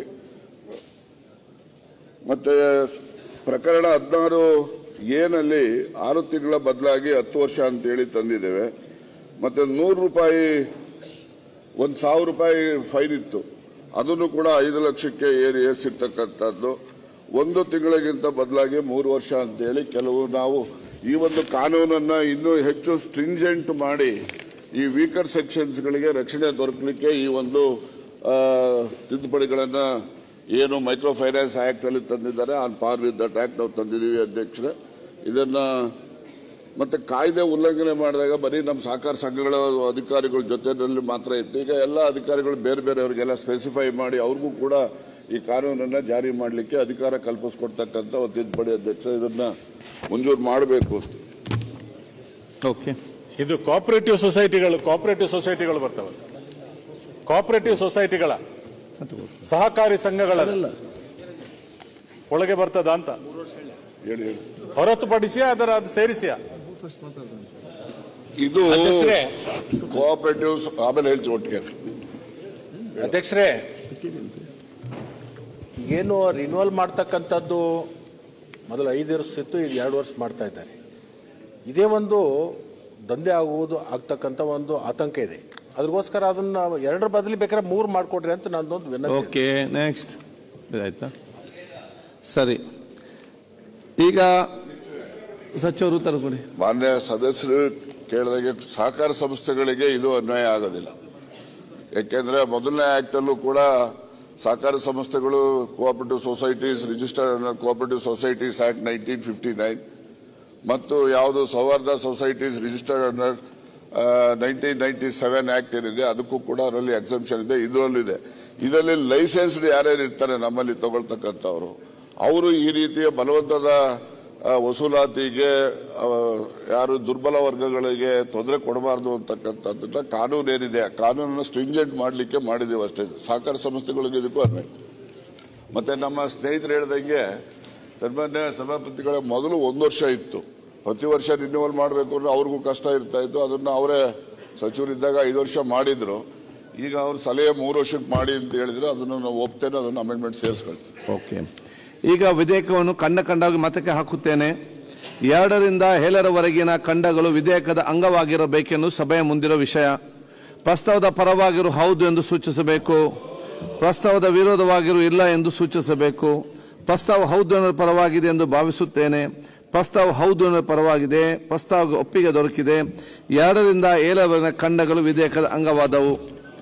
1ನೇ ಖಂಡ ಹೆಸರು ಮತ್ತು ಅವತರಣಿಕೆ ವಿಧೇಯಕದ ಭಾಗವಾಗಬೇಕೆಂಬುದು ಸಭೆಯ ಮುಂದಿರುವ ವಿಷಯ. ಪ್ರಸ್ತಾವದ ಪರವಾಗಿರುವ ಹೌದು ಎಂದು ಸೂಚಿಸಬೇಕು, ಪ್ರಸ್ತಾವದ ವಿರೋಧವಾಗಿರಲಿಲ್ಲ ಎಂದು ಸೂಚಿಸಬೇಕು. ಪ್ರಸ್ತಾವ ಹೌದು ಅನ್ನೋ ಪರವಾಗಿದೆ ಎಂದು ಭಾವಿಸುತ್ತೇನೆ. ಪ್ರಸ್ತಾವ ಹೌದು ಅನ್ನೋ ಪರವಾಗಿದೆ. ಪ್ರಸ್ತಾವ ಅಂಗೀಕರಿಸಲ್ಪಟ್ಟಿದೆ. 1ನೇ ಖಂಡ ಹೆಸರು ಮತ್ತು ಅವತರಣಿಕೆ ವಿಧೇಯಕದ ಅಂಗವಾಗಿದೆ. ಮಾನ್ಯ ಸಚಿವರು. ಸನ್ಮಾನ್ಯ ಸಭಾಧ್ಯಕ್ಷರು ಈ ವಿಧೇಯಕವನ್ನು ಅಂಗೀಕರಿಸಬೇಕೆಂದು ಕೋರುತ್ತೇನೆ. ಎಲ್ಲಿ ಅದು ವಿಧೇಯಕವನ್ನು ತಿದ್ದುಪಡಿಯೊಂದಿಗೆ ಪ್ರಸ್ತಾವನೆ ಮಂಡಿಸಲಾಗಿದೆ. ಅದನ್ನು ಈಗ ಸಭೆಯ ಮತಕ್ಕೆ ಹಾಕುತ್ತೇನೆ. 2020ನೇ ಸಾಲಿನ ಕರ್ನಾಟಕ ಗಿರವಿದಾರರ ತಿದ್ದುಪಡಿ ವಿಧೇಯಕವನ್ನು ತಿದ್ದುಪಡಿಯೊಂದಿಗೆ ಈ ಸಭೆ ಅಂಗೀಕರಿಸಬೇಕು. ಪ್ರಸ್ತಾವದ ಪರವಾಗಿರುವ ಹೌದು ಎಂದು ಸೂಚಿಸಬೇಕು, ಪ್ರಸ್ತಾವದ ವಿರೋಧವಾಗಿರುವ ಇಲ್ಲ ಎಂದು ಸೂಚಿಸಬೇಕು. ಪ್ರಸ್ತಾವ ಹೌದು ಎನ್ನುವ ಪರವಾಗಿದೆ ಎಂದು ಭಾವಿಸುತ್ತೇನೆ. ಪ್ರಸ್ತಾವ ಹೌದು ಎನ್ನುವ ಪರವಾಗಿದೆ. ಪ್ರಸ್ತಾವ ಅಂಗೀಕರಿಸಲ್ಪಟ್ಟಿದೆ ಮತ್ತು ವಿಧೇಯಕಕ್ಕೆ ಅನುಮೋದನೆ ದೊರಕಿದೆ. ಏನೊಂದು ಕೋಆಪರೇಟಿವ್ ಬಿಲ್. ಮಾನ್ಯ ಸಚಿವರು, ಬಡ್ಡಿ ವಿಧಿಸುವಿಕೆಯ ನಿಷೇಧ ಇವೆಲ್ಲ ರಿಲೇಟೆಡ್ ಇದು ಎಕ್ಸಾರ್ಬಿಟೆಂಟ್ ಬಡ್ಡಿಯನ್ನ ಹಾಕ್ತಕ್ಕಂಥದ್ದಕ್ಕೆ ಪ್ರೈಬಿಟ್ ಮಾಡುವಂತದ್ದು ಒಂದು ಕಾನೂನು. ಅದರಲ್ಲೂ ಕೂಡ ಆ ಪ್ರೊವಿಷನ್ ಅನ್ನ ವೈಲೇಷನ್ ಮಾಡಿದವರಿಗೆ ಏನೇನು ಶಿಕ್ಷೆಗಳು ಆಗಬೇಕು ಅದನ್ನ ನಾನು ಈ ಒಂದು ನಾನು ಓದ್ತೆ ಮತ್ತೆ ವಿಧೇಯಕವನ್ನು ಪರ್ಯಾಲೋಚಿಸಬೇಕೆಂದು ಸೂಚಿಸುತ್ತೇನೆ. ಪರ್ಯಾಲೋಚನಾ ಪ್ರಸ್ತಾವನೆ ಸಭೆ ಮತಕ್ಕೆ ಹಾಕುತ್ತೇನೆ. 2020 ಸಾಲಿನ ಕರ್ನಾಟಕ ಮಿತಿಮೀರಿದ ಬಡ್ಡಿ ವಿಧಿಸುವಿಕೆಯ ನಿಷೇಧ ತಿದ್ದುಪಡಿ ವಿಧೇಯಕವನ್ನು ಪರ್ಯಾಲೋಚಿಸಿದೆ ಎಂಬ ವಿಷಯವು ಸಭೆಯ ಮುಂದೆ ಇದೆ. ಪ್ರಸ್ತಾವದ ಪರವಾಗಿರುವ ಹೌದು ಎಂದು ಸೂಚಿಸಬೇಕು. ಪ್ರಸ್ತಾವದ ವಿರೋಧವಾಗಿರು ಇಲ್ಲ ಎಂದು ಸೂಚಿಸಬೇಕು. ಪ್ರಸ್ತಾವ ಹೌದು ಎನ್ನುವ ಪರವಾಗಿದೆ ಎಂದು ಭಾವಿಸುತ್ತೇನೆ. ಪ್ರಸ್ತಾವ ಹೌದು ಎನ್ನುವ ಪರವಾಗಿದೆ. ಪ್ರಸ್ತಾವಕ್ಕೆ ಅನುಮೋದನೆ ದೊರಕಿದೆ. ಸಚಿವರು ಸನ್ಮಾನ್ಯ ಸಭಾಧ್ಯಕ್ಷರೇ, ನಾನು ಈಗಾಗಲೇ ಪ್ರಸ್ತಾಪ ಮಾಡಿದಾಗೆ ಏನು small micro finance coercion act ಏನು ನಮ್ಮ ಕಾನೂನು ಮಂತ್ರಿಗಳು ತಂದರು, ಅದರಲ್ಲಿ ಯಾವ್ಯಾವೆಲ್ಲ ಶಿಕ್ಷೆ ಪ್ರಮಾಣಗಳನ್ನು ಸೂಚನೆ ಮಾಡಿದ್ದಾರೆ, ಆ ಶಿಕ್ಷೆ ಪ್ರಮಾಣಗಳನ್ನು ನಮ್ಮ ಕಾಯ್ದೆನಲ್ಲೂ ಕೂಡ ಅಳವಡಿಸ್ಕೊಳ್ತಕ್ಕಂಥ ಒಂದು ತಿದ್ದುಪಡಿ ವಿಧೇಯಕ ಅಧ್ಯಕ್ಷ. ಅದು ಹೊರತುಪಡಿಸಿದ್ರೆ ಮತ್ತೇನು ಹೊಸದಾಗಿ ಏನಿಲ್ಲ ಅಧ್ಯಕ್ಷ. ಇನ್ನೊಂದಿದೆ ಈಗ ಚರ್ಚೆ ಇಲ್ಲ ಅಲ್ಲ. ಈಗ ವಿಧೇಯಕವನ್ನು ಖಂಡವಾಗಿ ಮತಕ್ಕೆ ಹಾಕುತ್ತೇನೆ. 2 ರಿಂದ 4 ಖಂಡಗಳು ವಿಧೇಯಕದ ಅಂಗವಾಗಿರಬೇಕೆಂದು ಸಭೆಯ ಮುಂದಿರುವ ವಿಷಯ. ಪ್ರಸ್ತಾವದ ಪರವಾಗಿರುವ ಹೌದು ಎಂದು ಸೂಚಿಸಬೇಕು. ಪ್ರಸ್ತಾವದ ವಿರೋಧವಾಗಿರುವ ಇಲ್ಲ ಎಂದು ಸೂಚಿಸಬೇಕು. ಪ್ರಸ್ತಾವ ಹೌದು ಎನ್ನುವ ಪರವಾಗಿದೆ ಎಂದು ಭಾವಿಸುತ್ತೇನೆ. ಪ್ರಸ್ತಾವ ಹೌದು ಎನ್ನುವ ಪರವಾಗಿದೆ. ಪ್ರಸ್ತಾವಕ್ಕೆ ಒಪ್ಪಿಗೆ ದೊರಕಿದೆ. 2 ರಿಂದ 4 ಖಂಡಗಳು ವಿಧೇಯಕದ ಅಂಗವಾದವು. 1ನೇ ಖಂಡ ಹೆಸರು ಮತ್ತು ಅವತರಣಿಕೆ ವಿಧೇಯಕದ ಭಾಗವಾಗಬೇಕೆಂಬುದು ಸಭೆಯ ಮುಂದಿರುವ ವಿಷಯ. ಪ್ರಸ್ತಾವದ ಪರವಾಗಿರುವ ಹೌದು ಎಂದು ಸೂಚಿಸಬೇಕು. ಪ್ರಸ್ತಾವದ ವಿರೋಧವಾಗಿರುವ ಇಲ್ಲ ಎಂದು ಸೂಚಿಸಬೇಕು. ಪ್ರಸ್ತಾವ ಹೌದು ಎನ್ನುವ ಪರವಾಗಿದೆ ಎಂದು ಭಾವಿಸುತ್ತೇನೆ. ಪ್ರಸ್ತಾವ ಹೌದು ಎನ್ನುವ ಪರವಾಗಿದೆ. ಪ್ರಸ್ತಾವ ಅಂಗೀಕರಿಸಲ್ಪಟ್ಟಿದೆ. 1ನೇ ಖಂಡ ಹೆಸರು ಮತ್ತು ಅವತರಣಿಕೆ ವಿಧೇಯಕದ ಅಂಗವಾಗಿದೆ. ಮಾನ್ಯ ಸಚಿವರು. ಸನ್ಮಾನ್ಯ ಸಚಿವರೇ, ಸನ್ಮಾನ್ಯ ಅಧ್ಯಕ್ಷರೇ, ವಿಧೇಯಕವನ್ನು ಅಂಗೀಕರಿಸಬೇಕೆಂದು ಕೋರುತ್ತೇನೆ. ಪ್ರಸ್ತಾವವನ್ನು ಮಂಡಿಸಲಾಗಿದೆ. ಅದನ್ನೀಗ ಸಭೆ ಮತಕ್ಕೆ ಹಾಕುತ್ತೇನೆ. 2020 ಸಾಲಿನ ಕರ್ನಾಟಕ ಮಿತಿ ಮೀರಿದ ಬಡ್ಡಿ ವಿಧಿಸುವಿಕೆಯ ನಿಷೇಧ ತಿದ್ದುಪಡಿ ವಿಧೇಯಕವನ್ನು ಈ ಸಭೆ ಅಂಗೀಕರಿಸಬೇಕು. ಪ್ರಸ್ತಾವದ ಪರವಾಗಿರುವ ಹೌದು ಎಂದು ಸೂಚಿಸಬೇಕು. ಪ್ರಸ್ತಾವದ ವಿರೋಧವಾಗಿರುವ ಇಲ್ಲ ಎಂದು ಸೂಚಿಸಬೇಕು. ಪ್ರಸ್ತಾವ ಹೌದು ಎನ್ನುವ ಪರವಾಗಿದೆ ಎಂದು ಭಾವಿಸುತ್ತೇನೆ. ಪ್ರಸ್ತಾವ ಹೌದು ಎನ್ನುವ ಪರವಾಗಿದೆ. ಪ್ರಸ್ತಾವ ಅಂಗೀಕರಿಸಲ್ಪಟ್ಟಿದೆ ಮತ್ತು ವಿಧೇಯಕ ಅನುಮೋದನೆ ದೊರಕಿದೆ. ಕರ್ನಾಟಕ ಲೇವಾದೇವಿದಾರರ ಇನ್ನೊಂದಿದೆ ಮುಗಿತು ಸರ್. ಈಗ ಅಲ್ಲ, ಒಂದಿದೆ ಲೇವಿದಾರರ ಇನ್ನೊಂದಿದೆ. ನೆಕ್ಸ್ಟ್ ಗ್ರೇಟರ್ ಬ್ಯಾಂಗ್ಳೂರ್ ಇದೆ. ಮನೆ ಸಚಿವರು ಲೇವಿದಾರರ ತಿದ್ದುಪಡಿ.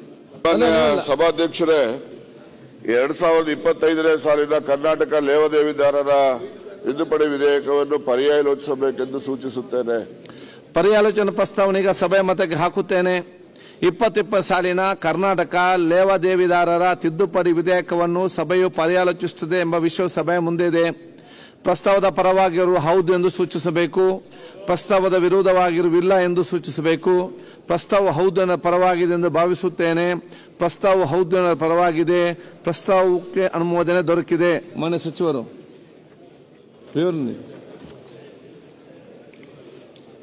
ಸನ್ಮಾನ್ಯ ಸಭಾಧ್ಯಕ್ಷರೇ,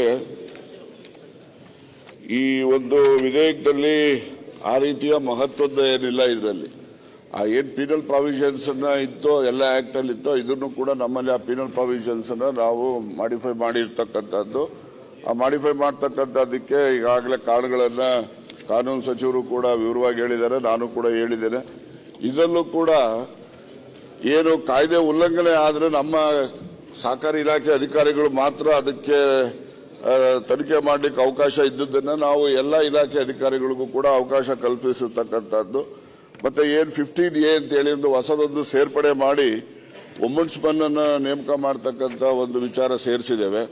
ಮತ್ತೆ ನಾವು 15B ಅಂತೇಳಿ ಇನ್ನೊಂದು ಅವಕಾಶವನ್ನ ಮಾಡಿಕೊಂಡು ಗ್ರೀವಿಯನ್ಸ್ ಸೆಲ್ ಅನ್ನು ಕೂಡ ನಾವು ಕಾನ್ಸ್ಟಿಟ್ಯೂಟ್ ಮಾಡತಕ್ಕಂಥದ್ದು ಮಾಡಿದ್ದೇವೆ. ಮತ್ತೆ ಪ್ರಕರಣ 37 ಏನಿದೆ ಅಪರಾಧಗಳ ಬಗ್ಗೆ ಇರ್ತಕ್ಕಂಥದ್ದನ್ನ ನಾನು ಇದರಲ್ಲಿ ಸೇರಿಸಿರ್ತಕ್ಕಂಥದ್ದು ಬಿಟ್ರೆ ಅಧ್ಯಕ್ಷ ಹೊಸದಾಗಿ ಇನ್ನೇನಿಲ್ಲ ಆಗುತ್ತಾ ತಾವು ಇದನ್ನ ಈಗ ವಿಧೇಯಕವನ್ನು ಖಂಡವಾಗಿ ಮತಕ್ಕೆ ಹಾಕುತ್ತೇನೆ. 2 ರಿಂದ 8ರವರೆಗಿನ ಖಂಡಗಳು ವಿಧೇಯಕದ ಅಂಗವಾಗಿರಬೇಕೆನ್ನುವುದು ಸಭೆಯ ಮುಂದಿನ ವಿಷಯ. ಪ್ರಸ್ತಾವದ ಪರವಾಗಿರುವವರು ಹೌದು ಎಂದು ಸೂಚಿಸಬೇಕು. ಪ್ರಸ್ತಾವದ ವಿರುದ್ಧವಾಗಿರುವ ಇಲ್ಲ ಎಂದು ಸೂಚಿಸಬೇಕು. ಪ್ರಸ್ತಾವ ಹೌದು ಎನ್ನುವ ಪರವಾಗಿದೆ ಎಂದು ಭಾವಿಸುತ್ತೇನೆ. ಪ್ರಸ್ತಾವ ಹೌದು ಎನ್ನುವ ಪರವಾಗಿದೆ. ಪ್ರಸ್ತಾವಕ್ಕೆ ಒಪ್ಪಿಗೆ ದೊರಕಿದೆ. 2 ರಿಂದ 8ರವರೆಗಿನ ಖಂಡಗಳು ತಿದ್ದುಪಡಿಗಳೊಂದಿಗೆ ವಿಧೇಯಕದ ಅಂಗವಾದವು. 1ನೇ ಖಂಡ ಹೆಸರು ಮತ್ತು ಅವತರಣಿಕೆ ವಿಧೇಯಕದ ಭಾಗವಾಗಬೇಕೆಂಬ ಸಭೆಯ ಮುಂದಿನ ವಿಷಯ. ಪ್ರಸ್ತಾವದ ಪರವಾಗಿರುವವರು ಹೌದು ಎಂದು ಸೂಚಿಸಬೇಕು. ಪ್ರಸ್ತಾವದ ವಿರೋಧವಾಗಿರುವ ಇಲ್ಲ ಎಂದು ಸೂಚಿಸಬೇಕು. ಪ್ರಸ್ತಾವ ಹೌದು ಎನ್ನುವ ಪರವಾಗಿದೆ ಎಂದು ಭಾವಿಸುತ್ತೇನೆ. ಪ್ರಸ್ತಾವ ಹೌದು ಎನ್ನುವ ಪರವಾಗಿದೆ. ಪ್ರಸ್ತಾವ ಅಂಗೀಕರಿಸಲ್ಪಟ್ಟಿದೆ. 1ನೇ ಖಂಡ ಹೆಸರು ಮತ್ತು ಅವತರಣಿಕೆ ವಿಧೇಯಕದ ಅಂಗವಾಗಿದೆ. ಮಾನ್ಯ ಸಚಿವರು. ಸನ್ಮಾನ್ಯ ಸಭಾಧ್ಯಕ್ಷ, ವಿಧೇಯಕವನ್ನು ಈಗಾಗಲೇ ಹೇಳಿದಂಗೆ 5 ವರ್ಷಕ್ಕೆ ಏನಿತ್ತು ಅದನ್ನ 2 ವರ್ಷಕ್ಕೆ ಇಳಿಸಬೇಕು ಅಂತ ಹೇಳಿ ವಿಧೇಯಕದಲ್ಲಿದೆ. ಅದನ್ನ 3 ವರ್ಷಕ್ಕೆ ಅಂತ ಹೇಳಿ ಬದಲಾವಣೆ ಮಾಡಬೇಕು. ಈ ತಿದ್ದುಪಡಿಯೊಂದಿಗೆ ಅಂಗೀಕರಿಸಬೇಕು ಅಂತ ಹೇಳಿ ಸೂಚಿಸುತ್ತಾರೆ ಅಧ್ಯಕ್ಷ. 2020 ಸಾಲಿನ ಕರ್ನಾಟಕ ಲೇವಾದೇವಿದಾರರ ತಿದ್ದುಪಡಿ ವಿಧೇಯಕವನ್ನು ತಿದ್ದುಪಡಿಯೊಂದಿಗೆ ಈ ಸಭೆ ಅಂಗೀಕರಿಸಬೇಕು. ಪ್ರಸ್ತಾವದ ಪರವಾಗಿರುವ ಹೌದು ಎಂದು ಸೂಚಿಸಬೇಕು. ಪ್ರಸ್ತಾವದ ವಿರೋಧವಾಗಿರುವ ಇಲ್ಲ ಎಂದು ಸೂಚಿಸಬೇಕು. ಪ್ರಸ್ತಾವ ಹೌದು ಎನ್ನುವ ಪರವಾಗಿದೆ ಎಂದು ಭಾವಿಸುತ್ತೇನೆ. ಪ್ರಸ್ತಾವ ಹೌದು ಎನ್ನುವ ಪರವಾಗಿದೆ. ಪ್ರಸ್ತಾವ ಅಂಗೀಕರಿಸಲ್ಪಟ್ಟಿದೆ ಮತ್ತು ವಿಧೇಯಕಕ್ಕೆ ಅನುಮೋದನೆ ದೊರಕಿದೆ.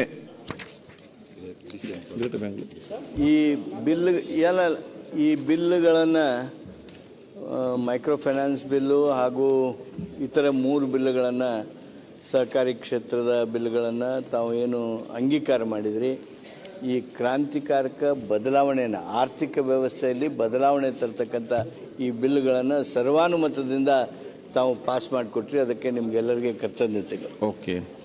ಈಗ ಮಾನ್ಯ ಉಪಮುಖ್ಯಮಂತ್ರಿಗಳು ಗ್ರೇಟರ್ ಬೆಂಗಳೂರು. ಅಧ್ಯಕ್ಷರೇ, ಬನ್ನಿ ಡಿಸ್ಕಸ್. 2 ಗಂಟೆ. ಅಧ್ಯಕ್ಷರೇ, ಕರ್ನಾಟಕ ವಿಧಾನಸಭೆಯಲ್ಲಿ ಮಂಡಿಸುವಂತೆ ಮತ್ತು ಕರ್ನಾಟಕ ಅಲ್ಲ ಆಮೇಲೆ ಚರ್ಚೆ ಹೋಗಿ ಮಾತಾಡೋದು ಇಲ್ಲಪ್ಪ, ನೀನ್ ಹೆಂಗ್ ಕೇಳ್ತೀಯ ಹಂಗೆ ಮಾಡ್ತೀನಿ ನಾನು. ಕರ್ನಾಟಕ ವಿಧಾನಸಭೆ ಮಂಡಿಸಿದಂತೆ ಕರ್ನಾಟಕ ವಿಧಾನಮಂಡಲದ ಜಂಟಿ ಪರಿಶೀಲನಾ ಸಮಿತಿ ಶಿಫಾರಸಿದ್ದೆ 2024ನೇ ಸಾಲಿನ ಗ್ರೇಟರ್ ಬೆಂಗಳೂರು ಆಡಳಿತ ವಿಧೇಯಕವನ್ನು ಪರ್ಯಾಲೋಚಿಸಬೇಕೆಂದು ಸೂಚಿಸುತ್ತೇನೆ. ಪರ್ಯಾಲೋಚನಾ ಪ್ರಸ್ತಾವನೆಗೆ ಸಭೆ ಮತಕ್ಕೆ ಹಾಕುತ್ತೇನೆ. 2020 ಸಾಲಿನ ಗ್ರೇಟರ್ ಬೆಂಗಳೂರು ಆಡಳಿತ ವಿಧೇಯಕವನ್ನು ಪರ್ಯಾಲೋಚಿಸುತ್ತೆ ಎಂಬ ವಿಷಯ ಸಭೆಯ ಮುಂದಿದೆ. ಪ್ರಸ್ತಾವದ ಪರವಾಗಿರುವ ಹೌದು ಎಂದು ಸೂಚಿಸಬೇಕು. ಪ್ರಸ್ತಾವದ ವಿರೋಧವಾಗಿರುವ ಇಲ್ಲ ಎಂದು ಸೂಚಿಸಬೇಕು. ಪ್ರಸ್ತಾವ ಹೌದು ಎನ್ನುವ ಪರವಾಗಿದೆ ಎಂದು ಭಾವಿಸುತ್ತೇನೆ. ಪ್ರಸ್ತಾವ ಹೌದು ಎನ್ನುವ ಪರವಾಗಿದೆ. ಪ್ರಸ್ತಾವಕ್ಕೆ ಅನುಮೋದನೆ ದೊರಕಿದೆ. ಮನೆ ಮಂತ್ರಿ ವಿವರ ನೀಡುವುದು. ಅಧ್ಯಕ್ಷೆ, ನಾನು ಹಿಂದೆ ಇದನ್ನ ಮಂಡಿಸಿದ್ದೆ. ಇದು ಒಂದು ದೊಡ್ಡ ಇತಿಹಾಸವನ್ನು ಸೃಷ್ಟಿ ಮಾಡುವಂತ ಒಂದು ವಿಧೇಯಕ. 1938ರಲ್ಲಿ ಬೆಂಗಳೂರಿನ ಆವತ್ತಿನ ಕಾಲದಲ್ಲಿ ಮಾನ್ಯ ಶ್ರೀ ಕೆಂಪೇಗೌಡರು ಈ ಒಂದು ನಗರವನ್ನ ಸ್ಥಾಪನೆ ಮಾಡಿ ಇಡೀ ವಿಶ್ವ ಈ ಬೆಂಗಳೂರು ನಗರವನ್ನ ನೋಡ್ತಾ ಇದೆ. ಇಲ್ಲಿ ಹವಾಗುಣ, ಪರಿಸರ, ಸಂಸ್ಕೃತಿ ಎಲ್ಲ ಕೂಡ ಬಹಳ ದೊಡ್ಡ ದಿಟ್ಟವಾಗಿದೆ.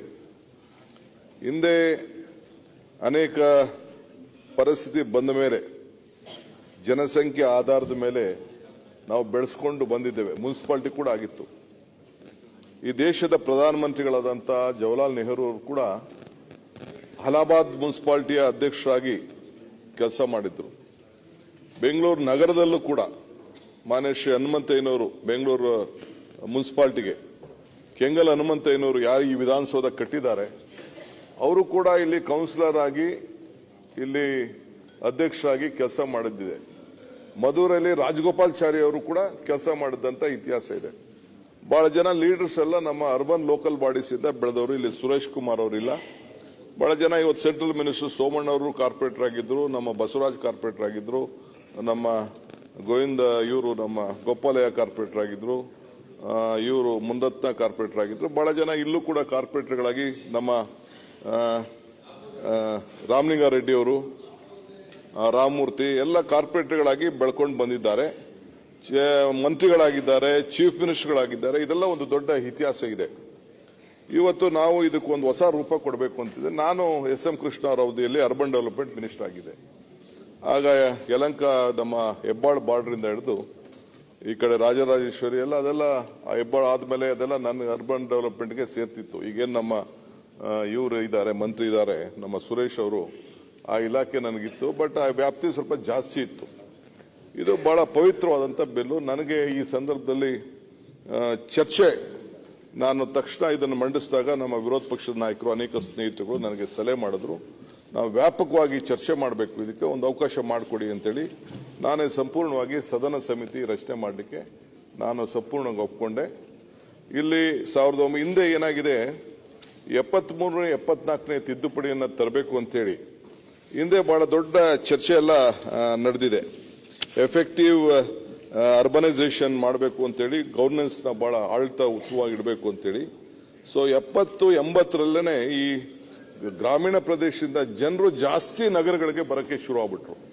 ಇವತ್ತು 39% ಆಫ್ ದಿ ಪಾಪ್ಯುಲೇಷನ್ ಬೆಂಗಳೂರು ನಗರ ಮತ್ತು ಎಲ್ಲಾ ಸಿಟಿಗಳಲ್ಲಿ, ಮೈಸೂರು ಸಿಟಿ ಆಗಿರ್ಬೋದು, ಎಲ್ಲಾ ಸಿಟಿಲೂ ನಮ್ಮ ರಾಜ್ಯದ ಪಾಪ್ಯುಲೇಷನ್ ಅಲ್ಲಿ 39% ಎರಡಕ್ಕೆ ಬರ್ತಾ ಇದ್ದಾರೆ. ಇಲ್ಲ ಎಜುಕೇಶನ್ ಬರ್ತಾ ಇದ್ದಾರೆ, ಇಲ್ಲ ಎಂಪ್ಲಾಯ್ಮೆಂಟ್ ಬರ್ತಾ ಇದ್ದಾರೆ, ಇಲ್ಲ ಬೆಟರ್ ಲೈಫ್ ಆಫ್ ಲಿವಿಂಗ್ಗೋಸ್ಕರ ಬರ್ತಾ ಇದ್ದಾರೆ. ಇದನ್ನ ತಡಿಬೇಕು. ಬಟ್ ಇವತ್ತು ಕೂಡ ಬೆಂಗಳೂರು ನಗರದಲ್ಲಿ ಅತಿ ಹೆಚ್ಚು ಟ್ಯಾಕ್ಸಸ್ ಕೂಡ ಆಗ್ತಾ ಇದೆ. All over the country, all over the world ಎಲ್ಲ ಬಂದು ಬೆಂಗಳೂರು ನಗರಕ್ಕೆ ಮಾಡ್ತಾ ಇದ್ದಾರೆ. ಇದಕ್ಕೆ ನಾವು ಒಂದು ಬೇಸಿಕ್ ಫೆಸಿಲಿಟೀಸ್ನ, ಡ್ರಿಂಕಿಂಗ್ ವಾಟರ್ ಇರ್ಬೋದು, ಸ್ಯಾನಿಟೇಷನ್ ಇರ್ಬೋದು, ಟ್ರಾಫಿಕ್ ಇರ್ಬೋದು, ಮೈಗ್ರೇಷನ್ ತಪ್ಪಿಸಲಿಕ್ಕೆ ನಾವು ಇದಕ್ಕೊಂದು ಮಾಡಬೇಕು ಅಂತೇಳಿ ಹಿಂದೆ 85ರಲ್ಲಿ ರಾಜೀವ್ ಗಾಂಧಿ ಅವರು ಈ ದೇಶದ ಪ್ರಧಾನಮಂತ್ರಿ ಆದಾಗ 73rd 74th ಅಮೆಂಡ್ಮೆಂಟ್ ಮಾಡಬೇಕು ಅಂತ ಹೇಳಿ ಹೊರಟರು. ನಾನು ಒಬ್ಬ ಜಿಲ್ಲಾ ಪಂಚಾಯತಿ ಮೆಂಬರ್ ಆಗಿದ್ದೆ, ನಾರಾಯಣಸ್ವಾಮಿ ಅಧ್ಯಕ್ಷರಿದ್ದರು, ಮಣಿಶಂಕರ್ ಅಯ್ಯರ್ ಇದ್ದರು. ಆಗ ಒಂದು ದೊಡ್ಡ ಚರ್ಚೆ ವ್ಯಾಪಕವಾಗಿ ನಡೀತು. ನಾಯಕರುಗಳನ್ನ ತಯಾರು ಮಾಡಬೇಕು ಅನ್ನೋ ದೃಷ್ಟಿಯಿಂದ ನಡೀತು. ಆಮೇಲೆ ಕೊನೆಗೆ ಅದು 86ರಲ್ಲಿ ಸಿಂಘ್ವಿ ಅನ್ನೋರು LM ಸಿಂಘ್ವಿ ಅನ್ನೋರ ಕಡೆ ಈ ಪವರ್ನ ಡಿವಿಡೇಟ್ ಮಾಡಬೇಕು, ನಮ್ಮ ಲೋಕಲ್ ಬಾಡೀಸ್ಗೆ ಸ್ಟ್ರೆಂತ್ ಜಾಸ್ತಿ ಕೊಡಬೇಕು ಸರ್ಕಾರಕ್ಕಿನ್ನ ಅಂತೇಳಿ ಆವತ್ತಿನ ಕಾಲದಲ್ಲಿ ಚಿಂತೆ ಮಾಡಿ ಫೈನಾನ್ಷಿಯಲ್ ಆಟೋನಮಿ ಕೊಡಬೇಕು. 3 ತರ ಅರ್ಬನ್ ಲೋಕಲ್ ಬಾಡೀಸ್ ಆಗಬೇಕು ಅಂತ, ಒಂದು ಕಾರ್ಪೊರೇಷನ್, ಒಂದು ಮುನ್ಸಿಪಾಲಿಟಿ, ಒಂದು ಪಟ್ಟಣ ಪಂಚಾಯತಿ ಮಾಡಬೇಕು ಅಂತೇಳಿ ಮಾಡಿ ರಿಸರ್ವೇಷನ್ಸ್ ಎಲ್ಲ ಮಾಡಿದ್ರು. ಅದಾದ್ಮೇಲೆ ನರಸಿಂಹರಾಯರ ಕಾಲಕ್ಕೆ ಅದಕ್ಕೊಂದು ರೂಪ ಬಂದು 12 ಡಿಸೆಂಬರ್ 92 ಲೋಕಸಭೆಯಲ್ಲಿ ಪಾಸ್ ಆಯಿತು. ನಮ್ಮ ರಾಜ್ಯ ಕೂಡ 74th ಅಮೆಂಡ್ಮೆಂಟ್ನ ಕೂಡಲೇ ನಾವು ವೆಸ್ಟ್ ಬೆಂಗಾಲು, ಮಹಾರಾಷ್ಟ್ರ ಮತ್ತು ಕರ್ನಾಟಕ 74ನೇ ಅಮೆಂಡ್ಮೆಂಟ್ನ ನಾವು ಒಪ್ಕೊಂಡು ಹಿಂದೆ 94ರಲ್ಲಿ 1 ಏಪ್ರಿಲ್ KMC ಆಕ್ಟ್ನ ನಾವು 1964ನ ಅಮೆಂಡ್ಮೆಂಟ್ ಮಾಡಿ 74ನೇ ಅಮೆಂಡ್ಮೆಂಟ್ನ ನಾವೆಲ್ಲ ಒಪ್ಕೊಂಡಿದ್ದೇವೆ. ಈಗ 91ರ ನಂತರ ನರಸಿಂಹರಾಯರು ಅವಕಾಶ ಮಾಡಿಕೊಟ್ಟ ನಂತರ ಇದು ಅನೇಕ ತಿದ್ದುಪಡಿಗಳೆಲ್ಲ ಬಂದಿದೆ. ಹಿಂದೆ ಬಿಜೆಪಿ ಗವರ್ಮೆಂಟ್ ಅಲ್ಲೂ ಕೂಡ ಅವರೊಂದು ಕಾಂಪ್ರಹೆನ್ಸಿವ್ ಆಗಿ ಬೆಂಗಳೂರಿಗೊಂದು ಹೊಸ ರೂಪವನ್ನು ಕೊಟ್ಟಿದ್ರು. ಅವರು ಬಹಳ ದೊಡ್ಡ ಪ್ರಯತ್ನ ಮಾಡಿದ್ರು. ಅದು ಅದರಲ್ಲಿ ಕೆಲವು ಅಮೆಂಡ್ಮೆಂಟ್ ಮಾಡಿ ಇಲ್ಲಿ ಅಧ್ಯಕ್ಷರೇ, ನನಗೆ ಇದ್ರ ಜವಾಬ್ದಾರಿ ನನಗೆ ಅರಿವಿದೆ. ಏನು 74ನೇ 75 ತಿದ್ದುಪಡಿನ ಯಾವ ಕಾರಣಕ್ಕೂ ನಾವು ಡಿವೇಟ್ ಮಾಡಲಿಕ್ಕೆ ಇಲ್ಲಿ ಅವಕಾಶ ಕೊಟ್ಟಿಲ್ಲ. ಇದನ್ನ ಬೆಂಗಳೂರು, ಗ್ರೇಟರ್ ಬೆಂಗಳೂರು ಅಂತ ಏನು ಹೊಸ ರೂಪ ಮಾಡಿದ್ದೇವೆ. ಯಾಕೆಂದ್ರೆ ಒಂದು ಅವಕಾಶ ಇತ್ತು. ಈಗ ಕೆಲವು ಜಾಗದಲ್ಲಿ ಹೈಯರ್ ಟ್ಯಾಕ್ಸಸ್ ಇದೆ. ಈಗ ನಮ್ಮ ಮಹದೇವಪುರ ಎಲ್ಲ ಹೈಯರ್ ಟ್ಯಾಕ್ಸಸ್ ಇದೆ, ಬೇರೆ ಕಡೆ ಟ್ಯಾಕ್ಸಸ್ ಇಲ್ಲ. ಈಗ ಬಸವನಗುಡಿಲಾಗ್ಲಿ, ಚಿಕ್ಕಪೇಟೆಲಾಗ್ಲಿ, ಈ ರಾಜಾಜಿನಗರದಲ್ಲಿ ಟ್ಯಾಕ್ಸಸ್ ಇಲ್ಲ. ಆ ಕಾರ್ಪೊರೇಷನ್ಗಳು, ಆ ವಾರ್ಡ್ಗಳಿಗೆಲ್ಲ ಕಡಿಮೆ ಇದೆ, ಬೇರೆ ಕಡೆ ಜಾಸ್ತಿ ಇದೆ ಕೆಲವು ಇದರಲ್ಲಿ. ಆದರೆ ಇಲ್ಲಿ ನಾನು ಅದನ್ನ ಬೇಕಾದಷ್ಟು ಡಿಬೇಟ್ ಆಯಿತು. ಇದಾದ ಮೇಲೆ ಒಂದು ಕಮಿಟಿ ಕೂಡ ರಚನೆ ಆಯಿತು. ಬೆಂಗಳೂರು ನಗರಕ್ಕೆ ಯಾವನ್ ಮಾಡಬೇಕು ಅಂತೇಳಿ ಒಂದು ದೊಡ್ಡ ರಚನೆ ಆಯಿತು. 2027ರಲ್ಲಿ 2007ರಲ್ಲಿ ಬೆಂಗಳೂರು ಮಹಾನಗರ ಪಾಲಿಕೆ ಮಾಡಿದಾಗ ಆ ಕಾರ್ಪೊರೇಷನ್ ಇಂದ ಆ 7 CMCs ಒಳಗಡೆ ತೆಗೆದುಕೊಂಡು ಮಾಡಿದಂಥ ಸಂದರ್ಭದಲ್ಲಿ 192 8 ವಾರ್ಡ್ ಮಾಡಬೇಕು ಅಂತ ತೀರ್ಮಾನ ಆಗಿ 776 ಚದುರ್ ಮೀಟರ್ಗೆ ಇಟ್ಟಿದ್ರು. ಈಗ ಜನಸಂಖ್ಯೆ ಆವತ್ತಿನ ಕಾಲದಲ್ಲಿ ನಾನಿದ್ದಾಗ 70 ಲಕ್ಷ ಇತ್ತು, ಇವತ್ತು 1.4 ಕೋಟಿ ಇದೆ. ಬೆಂಗಳೂರು ನಗರದಲ್ಲೇ 1,05,00,000 ವಾಹನಗಳು ಇವತ್ತು ಇಲ್ಲಿ ರಿಜಿಸ್ಟ್ರೇಷನ್ ಆಗಿ ಇಲ್ಲಿ ಟ್ರಾನ್ಸ್ಫರ್ ನಡೀತಾ ಇದೆ. ಇದನ್ನ ಏನಾದ್ರು ಮಾಡಿ ಬದಲಾವಣೆ ಮಾಡಬೇಕು ಅಂತೇಳಿ ಬಿಜೆಪಿ ಗವರ್ಮೆಂಟ್ ಅಲ್ಲಿ 2021 ವಿಶೇಷವಾದಂತಹ ಒಂದು ಕಾನೂನನ್ನ ತೆಗೆದುಕೊಂಡು ಬಂದು ಒಂದು ಅಮೆಂಡ್ಮೆಂಟ್ ಮಾಡಿದ್ರು. ಅದಕ್ಕೆ ಏಜೆನ್ಸಿಗಳ ಜೊತೆ ಸರ್ವೆ ತರಬೇಕು ಅಂತೇಳಿ ಎಲ್ಲ ಮಾಡಿದ್ರು. ಆಮೇಲೆ ಅದಾದ್ಮೇಲೆ ಒಂದು ರೀಸ್ಟ್ರಕ್ಚರಿಂಗ್ಗೋಸ್ಕರ ಹಿಂದೆ ಕೂಡ ಒಂದು BS ಪಾಟೀಲ್ ಅವರ ನೇತೃತ್ವದಲ್ಲಿ ಸಿದ್ದಯ್ಯನವರು ಮತ್ತು ರವಿಚಂದ್ರನ್ ಅವರು ಒಬ್ಬ ನಗರ ತಜ್ಞರು ಜೊತೆಯಲ್ಲಿ ಒಂದು ಕಮಿಟಿ ಕೂಡ ಆಯಿತು. ಅವರು ಕೂಡ ಬೇಕಾದಷ್ಟೆಲ್ಲ ಮಾಡಿದ್ರು. ಸೊ ಅನೇಕ 15 ಸಂಸ್ಥೆಗಳು ಅದಕ್ಕೆ ಅಭಿಪ್ರಾಯನ ಕೊಡ್ಲಿಕ್ಕೆ ಅವಕಾಶ ಆಯಿತು. ಸುಮಾರು 1,000ಕ್ಕೂ ಹೆಚ್ಚು ನಾಗರಿಕರುಗಳನ್ನ ಒಳಗೊಂಡು ಸಭೆಯನ್ನ ನಡೆಸಿ ರಿಆರ್ಗನೈಸೇಷನ್ ಬಗ್ಗೆ ಒಂದು ವರದಿಯನ್ನು ಕೂಡ ಕೊಟ್ಟರು. ಒಂದು ಪ್ಲಾನಿಂಗ್ ಏನ್ ಮಾಡಬೇಕು, ಸೆಪ್ಟಿಕ್ ಪ್ಲಾನಿಂಗ್ ಯಾವ ರೀತಿ ಇರಬೇಕು, ಮುನ್ಸಿಪಲೈಸೇಷನ್ ಸ್ಟ್ರಾಟಜಿ ಏನಿರಬೇಕು, ಲ್ಯಾಂಡ್ ಪ್ರೊಕ್ಯೂರ್ಮೆಂಟ್ ಮೆಕ್ಯಾನಿಸಮ್ ಏನ್ ಮಾಡಬೇಕು, ಫ್ರೇಮ್ವರ್ಕ್ ಯಾವ ರೀತಿ ಕ್ರಿಯೇಟ್ ಮಾಡಬೇಕು ಆನ್ ಸೆಪ್ಟಿಕಲ್ ಇನ್ಫಾರ್ಮೇಶನ್ ಸೆಂಟರ್ಸ್ ಅಂತೇಳಿ ಮಾಡಿದ್ರು. ಸೊ ನಾವು ಈಗ 2023 ಇದೊಂದು ಬ್ರ್ಯಾಂಡ್ ಬ್ಯಾಂಗ್ಳೂರ್ ಅಂತೇಳಿ ಒಂದು ಕಮಿಟಿ, ಇನ್ನೊಂದು ಕಮಿಟಿ ರಚನೆ ಮಾಡಿದ್ರು. BS ಪಾಟೀಲ್, ರಾಜೀವ್ ಗೌಡ್ರು, ರವಿಚಂದ್ರನ್ ಅವರೆಲ್ಲ ಸೇರಿ ಇದ್ರ ಬಗ್ಗೆ ಏನ್ ಮಾಡಬಹುದು ಅಂತ ಕೇಳಿ ಮಾಡಿ ಇಲ್ಲಿಗೆ ಏನಾದ್ರು ಒಂದು ರೂಪ ಕೊಡಬೇಕು ಅಂತ ಹೇಳಿ ಮಾಡಿ ಮಂಡಿಸ್ದೆ. ಆಗ ನಮ್ಮ ವಿರೋಧ ಪಕ್ಷದ ನಾಯಕರು ನನಗೊಂದು ಸಲಹೆ ಕೊಟ್ಟರು, ಇಲ್ಲ ವ್ಯಾಪಕವಾಗಿ ಚರ್ಚೆ ಆಗಬೇಕು ಇದ್ರ ಬಗ್ಗೆ, let N house committee be formed ಅಂತ. ನಾನು ತಕರಾರು ಮಾಡಕ್ಕೆ, ಯಾಕೆಂದ್ರೆ ಬೆಂಗಳೂರು ನಂದಲ್ಲ, ಬೆಂಗಳೂರು ನಮ್ದೆಲ್ಲರದು ಕೂಡ. ದೋ is A heart of every one, ಎಲ್ಲರ ಹೃದಯ ಬೆಂಗಳೂರು. ಇಲ್ಲಿ ನಮ್ಮ ಕೇಂದ್ರ ಮಾಡಬೇಕು, ಬರೀ ಬೆಂಗಳೂರು ಒಬ್ಬರೇ ಅಲ್ಲ, ಎಲ್ಲರೂ ಇದ್ರ ಬಗ್ಗೆ ವಾಯ್ಸ್ ಹೇಳಬೇಕು.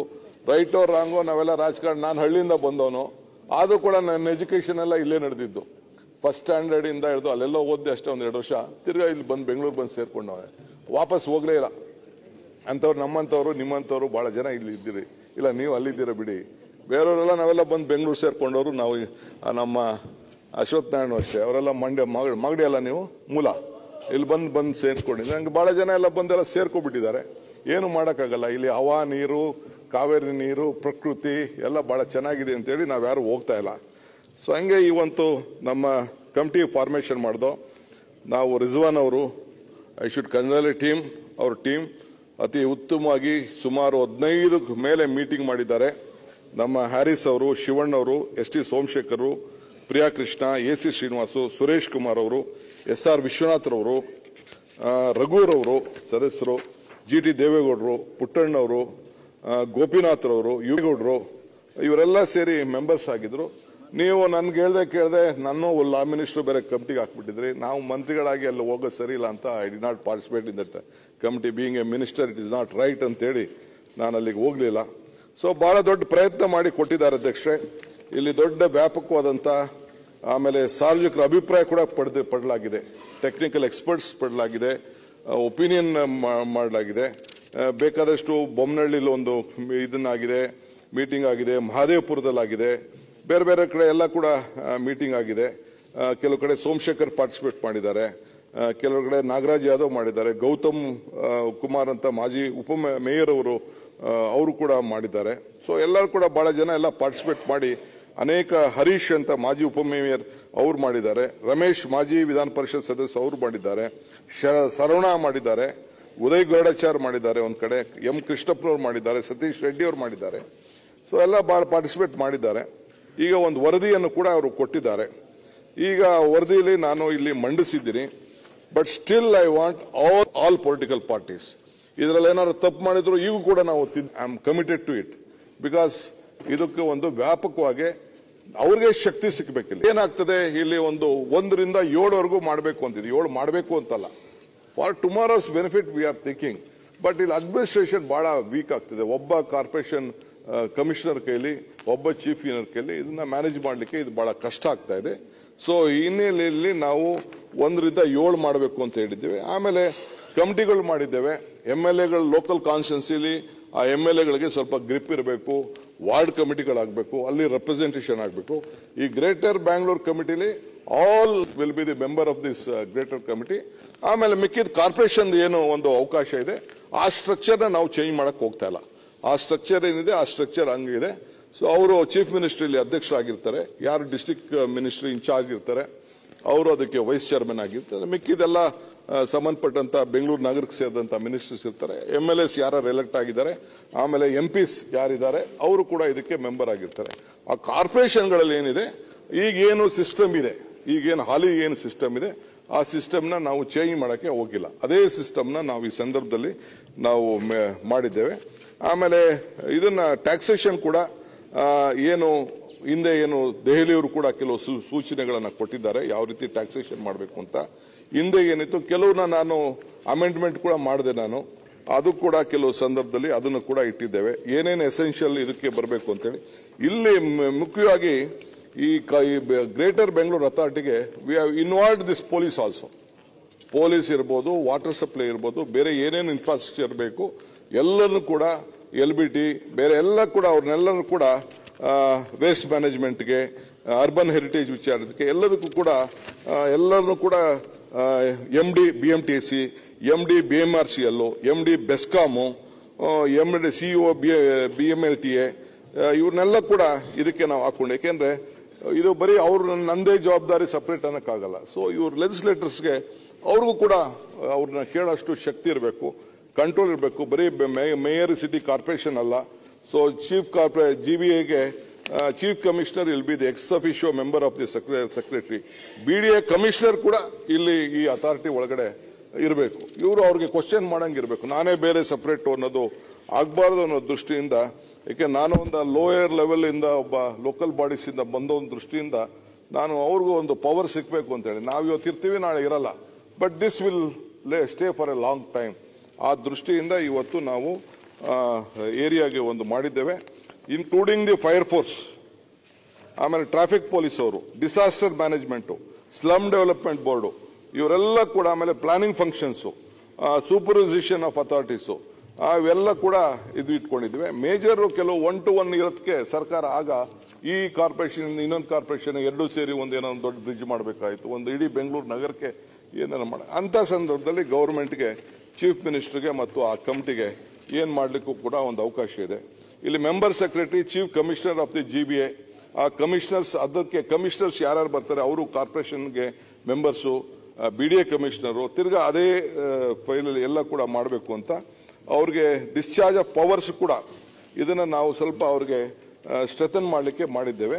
ಆಮೇಲೆ ಎಕ್ಸ್ಪರ್ಟ್ಸ್ ಕಮಿಟಿ ಕೂಡ ಇಲ್ಲಿ ಇಟ್ಟಿದೆ. ಗವರ್ಮೆಂಟ್ ಟು ಕಾನ್ಸ್ಟಿಟ್ಯೂಟ್ ಕೆಲವು ಎಕ್ಸ್ಪರ್ಟ್ ಕಮಿಟಿ, ಯಾರು ಕೆಲವರು ನಗರಕ್ಕೆ ಉತ್ತಮವಾದಂತಹ ಸ್ಟ್ರಾಟಜಿ ಕೊಡೋರು ಮಾಡಿದ್ದೇವೆ. ಆಮೇಲೆ ಒಂದು ಹೌಸ್ ಒಂದು 6 ಕಮಿಟಿ ಮಾಡಿದ್ದೇವೆ. Urban regional town planning, infrastructure transportation ಒಂದು, ಎನ್ವೈರನ್ಮೆಂಟ್ ಕ್ಲೈಮೇಟ್ ಚೇಂಜ್ಗೆ, ಮಿಕ್ಕಿದ್ದು social justice, social inclusion, education, health, welfare ಅಂತ ಅದೊಂದು ಕಮಿಟಿ ಮಾಡಿದೆ. ಇನ್ಫಾರ್ಮೇಶನ್, ಎಜುಕೇಶನ್, ಕಮ್ಯುನಿಕೇಶನ್, ಯಾಕೆಂದ್ರೆ ಈಗೆಲ್ಲ ಮೇಜರ್ ನಮ್ಮ ಮಾಸ್ ಕಮ್ಯುನಿಕೇಶನ್, IT, BT ಇವೆಲ್ಲ ಇದೆಯಲ್ಲ, ಸೋಷಿಯಲ್ ಮೀಡಿಯಾ ಇವೆಲ್ಲ ಕೂಡ ಇದೆ. ಸೊ ಅದಕ್ಕೆಲ್ಲ ಕೂಡ ಜಾಗೃತವಾಗಲಿ ಅಂತೇಳಿ ಅದಕ್ಕೂ ಒಂದು ಮಾಡಿದ್ದೇವೆ. ಆಮೇಲೆ ಇಲ್ಲಿ ಕಾರ್ಪೊರೇಷನ್ಗಳನ್ನ 1 to 7, ನಾಟ್ ಮೋರ್ ದೆನ್ 7 ಅಂತ ಮಾಡಿದ್ದೇವೆ. ಇಲ್ಲ ಒಂದು ಮಾಡ್ಬೋದು, ಇಲ್ಲ 2 ಮಾಡ್ಬೋದು, ಇಲ್ಲ 3 ಮಾಡ್ಬೋದು, 4. ಅದನ್ನು ಇವ್ರನ್ನೆಲ್ಲ ಕೂತ್ಕೊಂಡು ಮತ್ತೆ ನಾವು ಮಾತಾಡಬೇಕಾಗ್ತದೆ. Will have to sit with them, ಜಾಗರೂಕವಾಗಿ ಯಾವ ರೀತಿ ಡಿವೈಡ್ ಮಾಡಬೇಕು ಅಂತ. We have to take them into our legislators also into conference.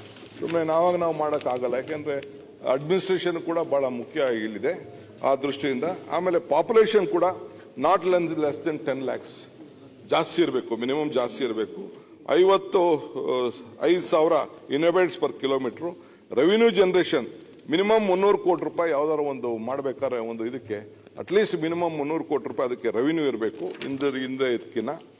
Employment non agriculture activities not less than 50% ಅಂತ ಕೆಲವರು, ಅಂದ್ರೆ ಕಮರ್ಷಿಯಲ್ ಆಕ್ಟಿವಿಟೀಸ್ ಇರಬೇಕು, ಅಟ್ಲೀಸ್ಟ್ 50% ಜಾಸ್ತಿ ಇರಬೇಕು. Each corporation in the GBA shall be suitable named. ಅದಕ್ಕೆ ಹೆಸರನ್ನ change ಮಾಡಬಾರ್ದು. ಇಲ್ಲ Bengaluru north, Bengaluru south, Bengaluru east, Bengaluru west, Bengaluru central ಇಷ್ಟು ಮಾತ್ರ ಇರಬೇಕು. ಬೆಂಗಳೂರು ಬಿಟ್ಬಿಟ್ಟು ಶಿವಕುಮಾರ್ ಹೆಸರು ಇಡೋದು, ಕೆಂಪೇಗೌಡ ಹೆಸರು ಇಡೋದು, ಇನ್ನೊಂದು ಹೆಸರು ಇಡೋದು ಬೇಡ. ಬೆಂಗಳೂರು ಗೌರವನ, ಸ್ವಾಭಿಮಾನನ ಉಳಿಸ್ಕೊಂಡು ಹೋಗ್ಬೇಕು ಅನ್ನೋದು ಒಂದು ಮಾಡಿದ್ದೇವೆ. ಸೊ ಬೆಂಗಳೂರು ಬಿಟ್ಬಿಟ್ಟು ಬೇರೆ ಹೆಸರು, ಕೆಲವು ಕಡೆ ನಾನು ನೋಡಿದ್ದೇನೆ ರಂಗಾರೆಡ್ಡಿ ಡಿಸ್ಟ್ರಿಕ್ಟ್ ಅಂತ ಆಂಧ್ರಲ್ಲಿ ಇಟ್ಟಿದ್ದಾರೆ, ಇನ್ನೊಂದು ಕಡೆ ಯಾವುದೋ ಇನ್ನೊಂದು ಹೆಸರು ಇಟ್ಟಿದ್ದಾರೆ. ಸೊ ಅದೆಲ್ಲ ಬೇಡ, ಬೆಂಗಳೂರು ಹೆಸರೇ ಇರಲಿ. ದಕ್ಷಿಣ ಉತ್ತರ ಅದಕ್ಕೇನು ಬೇಕಾದ್ರೂ ಒಂದು, ಬೆಂಗಳೂರು ಬಿಟ್ಟು ಏನು ಮಾಡೋದು ಬೇಡ ಅಂತೇಳಿ. As far as possible of assembly constituency ಆದಷ್ಟು ನಾವು ಡಿವೈಡ್ ಮಾಡಬಾರ್ದು ಅಂತ. ಏನು ವಿಧಿ ಇಲ್ಲ ಅಂದ್ರೆ ಕೆಲವು ಕಡೆ 2 ನಾವು ಅಡ್ಜಸ್ಟ್ಮೆಂಟ್ ಮಾಡ್ಕೊಳ್ಬಹುದು ಅನ್ನೋದನ್ನ ಸೆಕ್ಷನ್ 26 ಪ್ರಕಾರ ಅವಕಾಶ ಇದೆ. ಸೊ ಅದನ್ನು ಕೂಡ ಇಟ್ಟಿದ್ದೇವೆ. ಡ್ಯೂರೇಷನ್ 5 ವರ್ಷ ಇದಕ್ಕೆ. ಅಧ್ಯಕ್ಷರು ಮಾತ್ರ ಇವ್ರಿಗೆ ಮಾತ್ರ ಇಲ್ಲಿ ವಾರ್ಡ್ 150 ಜನಕ್ಕೆ ಒಂದು ಅವಕಾಶ ಮಾಡಿಕೊಟ್ಟಿದ್ದೇವೆ. Maximum 150, not more than 150. 100 to 150 ಏನಾದ್ರು ಒಂದು ಅವಕಾಶ ಇದೆ ಸೆಕ್ಷನ್ 29 ಅಲ್ಲಿ. ಅದಕ್ಕೆ ಈ term of office for mayors and deputy mayors ಬರೀ 1 ವರ್ಷ ಅವನಾಗಿ ಗೆದ್ದು ಅವನಿಗೆ ಇದು ಮಾಡಿ ಅವನು ಟೈರ್ ಮಾಯ್ತು ಮತ್ತೊಂದು ಬಹಳ ಗಾಬರಿ ಆಗ್ತದೆ. ಸೊ ಅದಕ್ಕೆ 2.5 ವರ್ಷ ಇಟ್ಟಿದ್ದೇವೆ ಅಧ್ಯಕ್ಷೆ. ಈ ಒಂದು ಸೆಕ್ಷನ್ 78 ಅಲ್ಲಿ ಒಂದು ಅವಕಾಶ ಇದೆ, 2.5 years. ಆಮೇಲೆ ನೋ ಕಾನ್ಫಿಡೆನ್ಸ್ ಏನಾದ್ರು ಅವನ ಮೇಲೆ ಮಾಡಬೇಕು ಅನ್ನೋದ್ರೆ 6 months ಅವನು ಆಫೀಸ್ ಮುಗಿಸಿರ್ಬೇಕು. After 6 months they can go for an no confidence motion on the mayor. So ಇಲ್ಲಿ ಒಂದು ಅಸೆಂಬ್ಲಿ ಲೆವೆಲ್ ಕಾನ್ಸ್ಟಿಟ್ಯೂನ್ಸಿ ಒಂದು ಕಮಿಟಿ, ಒಂದು ಕನ್ಸಲ್ಟೇಟಿವ್ ಕಮಿಟಿ ಅಂತ, ಸೊ ಅದಕ್ಕೆ ಸರ್ಕಾರ ಅದಕ್ಕೆ ಮಾಡ್ತಾರೆ. ಚೇರ್ಪರ್ಸನ್ MLA ಕಂಪಲ್ಸರಿ, ಯಾರವನು MLA ಇರ್ತಾನೆ ಆತನೇ ಚೇರ್ಮನ್ ಇರ್ತಾರೆ ಕಂಪಲ್ಸರಿ ಅವ್ರ ಕ್ಷೇತ್ರಕ್ಕೆ. ಮೆಂಬರ್ಗಳು ಆ local MLC you should reside in that area and be a voter. ಎಲ್ಲಿಂದ ಬಂದು ನಾನೋಗಿ ಇಲ್ಲಿ ಗಾಂಧಿನಗರದಲ್ಲಿ ಆಗ್ತೀನಿ ಅನ್ನಂಗಾಗಲ್ಲ. So MLC of that area, councillor representing the area and officer of the area of other departments and agencies. ಅವರು coordination ಮಾಡೋಕ್ಕೆ, ಇಂಪ್ಲಿಮೆಂಟೇಷನ್ಗೆ ಗ್ರೀವೆನ್ಸಸ್ ಕೂಡ ಎಲ್ಲ ಇದೆ. ಆಮೇಲೆ ಸ್ಟ್ಯಾಂಡಿಂಗ್ ಕಮಿಟಿ ಕೂಡ ಈಗಾಗಲೇ ನಾನು ಹೇಳಿದ್ದೇನೆ, ಒಂದು ರೆವಿನ್ಯೂಗೊಂದು ಸ್ಟ್ಯಾಂಡಿಂಗ್ ಕಮಿಟಿ, ಅಡ್ಮಿನಿಸ್ಟ್ರೇಷನ್ಗೆ, ಸೋಷಿಯಲ್ ಜಸ್ಟಿಸ್, ಎಜುಕೇಷನ್ ಒಂದು ಕಮಿಟಿ, ಪಬ್ಲಿಕ್ ವರ್ಕ್ಸ್, ಇಂಜಿನಿಯರಿಂಗ್ಗೆ, ಪಬ್ಲಿಕ್ ಹೆಲ್ತ್, ಡಿಸಾಸ್ಟರ್ ಮ್ಯಾನೇಜ್ಮೆಂಟ್ಗೆ, forest, environment, ecology, horticulture, fisheries ಒಂದು ಕಮಿಟಿ, ಫಾರ್ ಇನ್ಫ್ರಾಸ್ಟ್ರಕ್ಚರ್ ಒಂದು separate, standing committee and audit accounts ಅದು 2.5 ವರ್ಷ ಟೈಮ್ ಇಟ್ಟಿದ್ವಿ. ಮೇಯರ್ಗೆ ಎಷ್ಟು ಟೈಮ್ ಇಟ್ಟಿದ್ಯೋ ಅದಕ್ಕೆ ಮೆಂಬರ್ಸ್ 9 ರಿಂದ 15 ಜನ ಇನ್ಕ್ಲೂಡಿಂಗ್ ಚೇರ್ಮನ್ ಅದಕ್ಕೆ ನಾವು ಇಟ್ಟಿದ್ದೇವೆ. ಈ ವಾರ್ಡ್ ಕಮಿಟಿಗೆ 20 ತಿಂಗಳು ಇಟ್ಟಿದ್ದೇವೆ. ವಾರ್ಡ್ ಕಮಿಟಿಗೆ ಅದಕ್ಕೆ ಇದು ಚೇರ್ಮನ್ ಕೌನ್ಸಿಲರೇ ಇರಬೇಕು, ರೆಪ್ರೆಸೆಂಟಿಂಗ್ ದಟ್ ವಾರ್ಡ್, ಯಾರು ಗೆದ್ದಿರ್ತಾನೆ ಆತ. ಅದಕ್ಕೆ 4 ಜನ GB ಇಂದ ಅದಕ್ಕೆ ಯಾರು ಇದ್ದಾರೆ ಅವ್ರನ್ನ ನಾಮಿನೇಟ್ ಮಾಡಕ್ಕೆ ಒಂದು ಅವಕಾಶವನ್ನು ಮಾಡಿಕೊಟ್ಟಿದ್ದೇವೆ. ಸೊ ಕಾರ್ಪೊರೇಷನ್ ಕೂಡ ಇವತ್ತು ಏನಿದೆ ಅದೇ ರಿಸರ್ವೇಷನ್ SC STಗೆ, ವುಮನ್ಗೆ, ಆಮೇಲೆ ನಮ್ಮ ಅಸೋಸಿಯೇಷನ್ಗಳಿರ್ತಾರಲ್ಲ ಅವನ್ನೆಲ್ಲ ತೆಗೆದುಕೊಳ್ಳುತ್ತಿದೆ. ಸೊ ಚೇರ್ಪರ್ಸನ್ಗೆ ಸೆಕ್ಷನ್ 102 ಪ್ರಕಾರ ಏನು ಒಂದು ವಿಟೋ ಪವರ್ ಇದೆ ಅದು ಇದ್ದೇ ಇರ್ತದೆ. ಕಾರ್ಪೊರೇಷನ್ ಫಂಡ್ ಪ್ರೊವೈಡ್ ಮಾಡಬೇಕಾದ್ರೆ ಸೆಕ್ಷನ್ 176 ಪ್ರಕಾರ ಏನಿದೆ ಅಷ್ಟನ್ನೇ ನಾವು ಒಬ್ಬರು ಕೂಡ ಬದಲಾವಣೆ ಮಾಡಕ್ ಹೋಗಿಲ್ಲ. ಕೆಲವು ತಿದ್ದುಪಡಿಗಳನ್ನ ಕೆಲವು ಅವರು ಸಜೆಸ್ಟ್ ಮಾಡಿದ್ದಾರೆ, ನಮ್ಮ ಮೆಂಬರ್ಸ್ ಎಲ್ಲ ಕೂತ್ಕೊಂಡು ತಿದ್ದುಪಡಿಗಳನ್ನ ಮಾಡಿದ್ದಾರೆ. ಸೊ ಅದನ್ನು ಕೂಡ ಸೆಕ್ಷನ್ 9, ಸೆಕ್ಷನ್ 10, ಸೆಕ್ಷನ್ 15, 84 ಅಲ್ಲಿ ಕೆಲವು ತಿದ್ದುಪಡಿಗಳನ್ನು ಅವರು ಸಜೆಸ್ಟ್ ಮಾಡಿದ್ದಾರೆ. ಅದನ್ನು ಕೂಡ ನಾನು ಇನ್ಕಾರ್ಪೊರೇಟ್ ಮಾಡಿದ್ದೇನೆ. So I want them every one to participate. ನೀವು ಬರೀ ಬೆಂಗಳೂರಿಗೆ ಸೀಮಿತ ಆಗಬೇಡಿ, ಏನಾದ್ರು ಒಳ್ಳೆ ಸಜೆಷನ್ ಕೊಡಿ, ಏನಾದ್ರು ತಿದ್ದುಪಡಿ ಮಾಡೋಣ for the larger interest of Bengaluru. Let us all work together. ಯಾಕೆಂದ್ರೆ ನಾವು ಒಂದು ಹೊಸ ಡೈರೆಕ್ಷನ್ಸ್ ಕೊಡಕ್ಕೆ ಹೊರಟಿದ್ದೇವೆ. ಬೆಂಗಳೂರು ನಗರಕ್ಕೆ ಈಗ ತಾನೇ ನಿನ್ನೆ ಚೀಫ್ ಮಿನಿಸ್ಟರ್ ಆಲ್ಮೋಸ್ಟ್ ನಾವು ಲೆಕ್ಕ ಹಾಕಿದ್ರೆ 1 ಲಕ್ಷ ಕೋಟಿ ರೂಪಾಯಿ ಸಾಲ ತಗೋತೀವೋ, ಇನ್ನೊಂದು ಮಾಡ್ತೀವೋ, ಏನ್ ಮಾಡ್ತೀವೋ, ಈ ಬೆಂಗಳೂರು ನಗರಕ್ಕೆ ಇವತ್ತು ಬಹಳ ಇಂಪಾರ್ಟೆನ್ಸ್ ಕೊಡಬೇಕು ಅಂತ ಹೇಳಿ we have taken a very bold stand. ಬೆಂಗಳೂರನ್ನ ಉಳಿಸಬೇಕು ಅನ್ನೋ ದೃಷ್ಟಿಯಿಂದ. ಸೊ ಅದಕ್ಕೆ I need everyone cooperation. ಇದಕ್ಕೆ ತಾವು ಅವ್ರಿಗೆಲ್ಲ ಅವಕಾಶ ಮಾಡಿಕೊಡ್ಬೇಕು, ಇದಕ್ಕೆ ಅನುಮೋದನೆ ಕೊಡಬೇಕು ಅಂತ ನಾನು ರಿಕ್ವೆಸ್ಟ್ ಮಾಡ್ತೇನೆ.